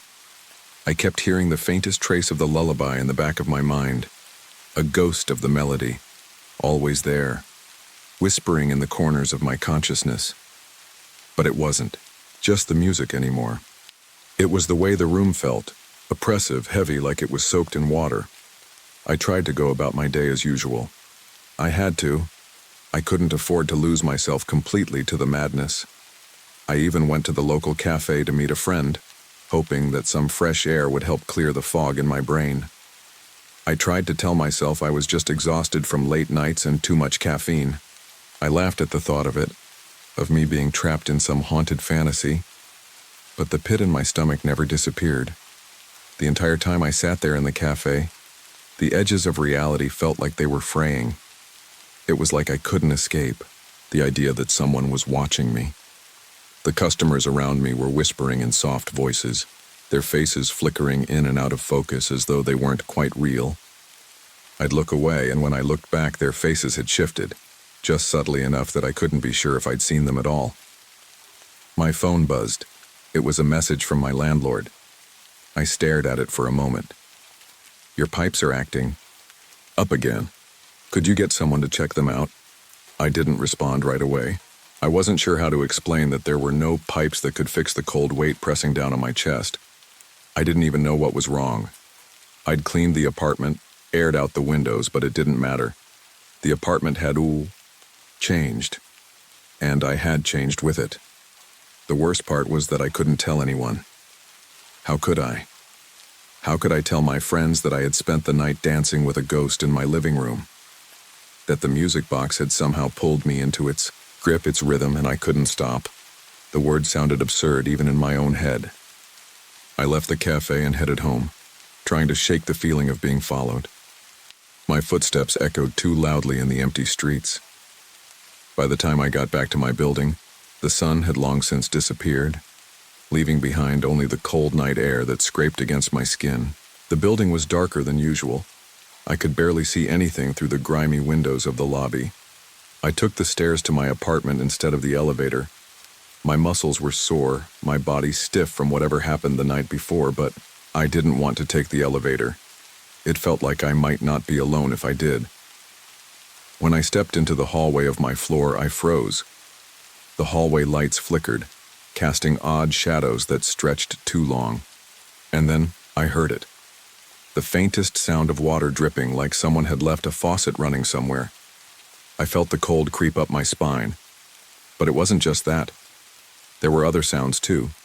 Quiet whispers, hushed voices, too soft to catch the words, but unmistakable. It was like the air itself was alive, murmurings in the walls, in the floors, and somewhere in my bones. I pushed open the door to my apartment, and immediately the stifling heaviness of the air hit me. The lights flickered above, casting sharp, sickly shadows that seemed to stretch and curl as if they had a mind of their own. The music box was on the piano. It was open.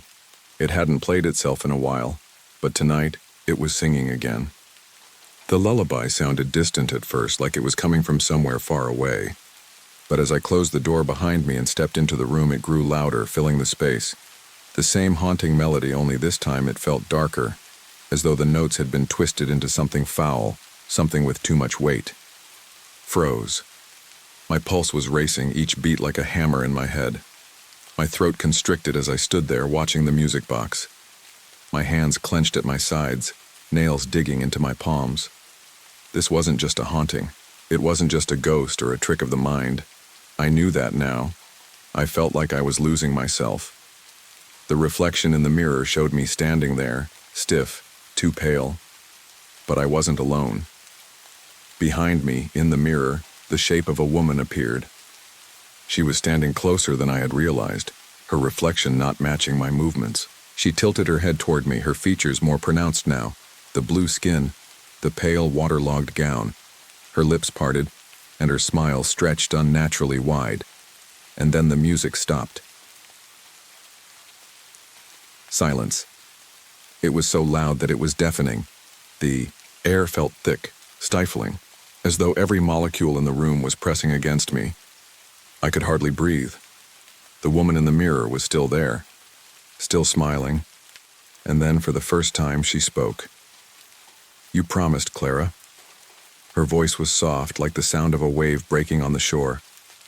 "You promised you'd finish the dance." I stumbled backward, my heart hammering in my chest. I had to get away. I had to break free. But before I could even turn to run, I felt the floor beneath my feet shift. Water.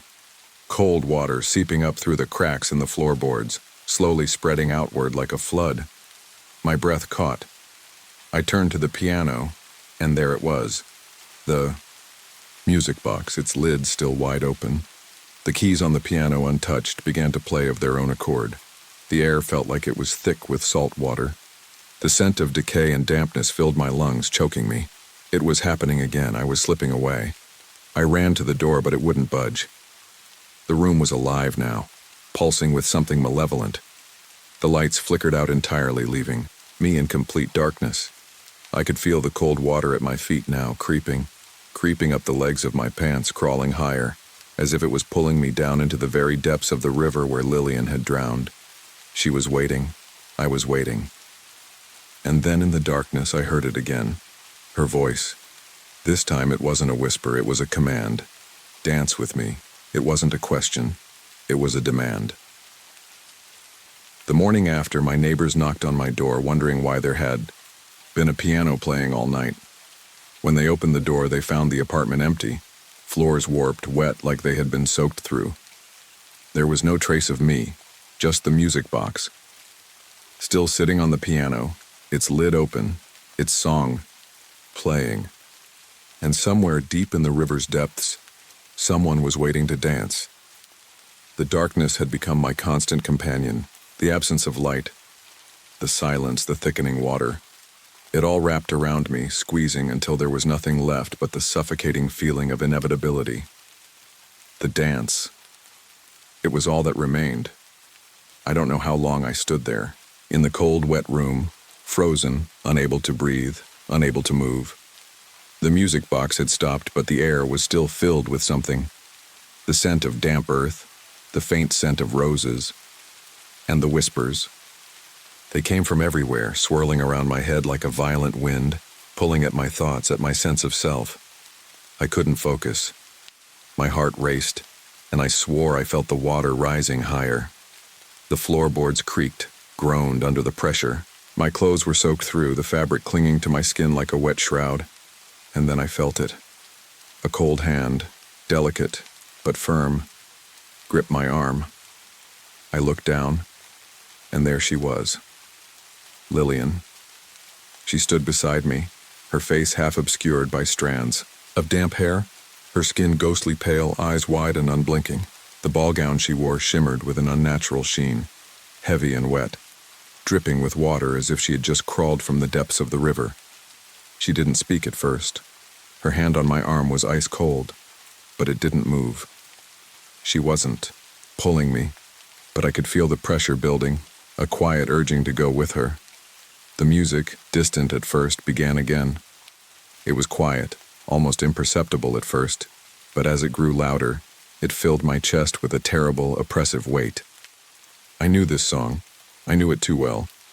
It was the lullaby that had haunted me since the moment I first opened that cursed music box. But this time it was different. This time the lullaby was mine. I didn't realize it at first, but it was coming from my own lips, involuntarily. I was singing, my mouth moving of its own accord, the words flowing through me like water from a broken dam. I couldn't stop. I couldn't control it. The melody was no longer the soft, soothing lullaby I'd heard at first. It had become something darker, something full of sorrow and pain. Lillian's eyes never left mine as she took a step forward. Her cold, dripping fingers tightened around my arm, and then she began to move. She didn't pull me. She didn't force me, but I couldn't resist. I couldn't stop myself from following her. The floor felt like it was sinking beneath us as I stumbled forward, my feet sinking into the soggy carpet, my body weighed down by the water that seemed to rise with every beat of the song. I wanted to scream. I wanted to tear myself away, but no sound came from my mouth. It was as if I had lost my voice. She guided me toward the center of the room, where the shadows gathered thick and choking. She moved with an eerie grace, her feet barely touching the water-soaked floor. She was light, weightless. She was the river now, the water. The air smelled of damp, of rot, of decay. I could hear the whispers again, louder now, closer, as if the walls themselves were alive with the voices of those who had come before me. "Dance with me," Lillian whispered, her voice soft and sickly, sweet, like the lullaby itself. "You promised." I didn't respond. I couldn't. My body moved, responding to the rhythm of her steps as if I had no control over it. I was dancing, even though I didn't want to. My feet moved in time with hers, the water rising higher around us, my legs cold and numb, my movements sluggish and desperate. I tried to stop, to pull away, but it was like I was anchored to the ground, bound to her by some unseen force. And then I saw it. In the corner of the room, the mirror was reflecting something that wasn't there before. It wasn't me anymore. The reflection showed me dancing with Lillian, but it wasn't just the two of us. There were others, dozens of them, faces half submerged in the water, staring at me with hollow eyes. They were all watching me dance, watching me become one of them.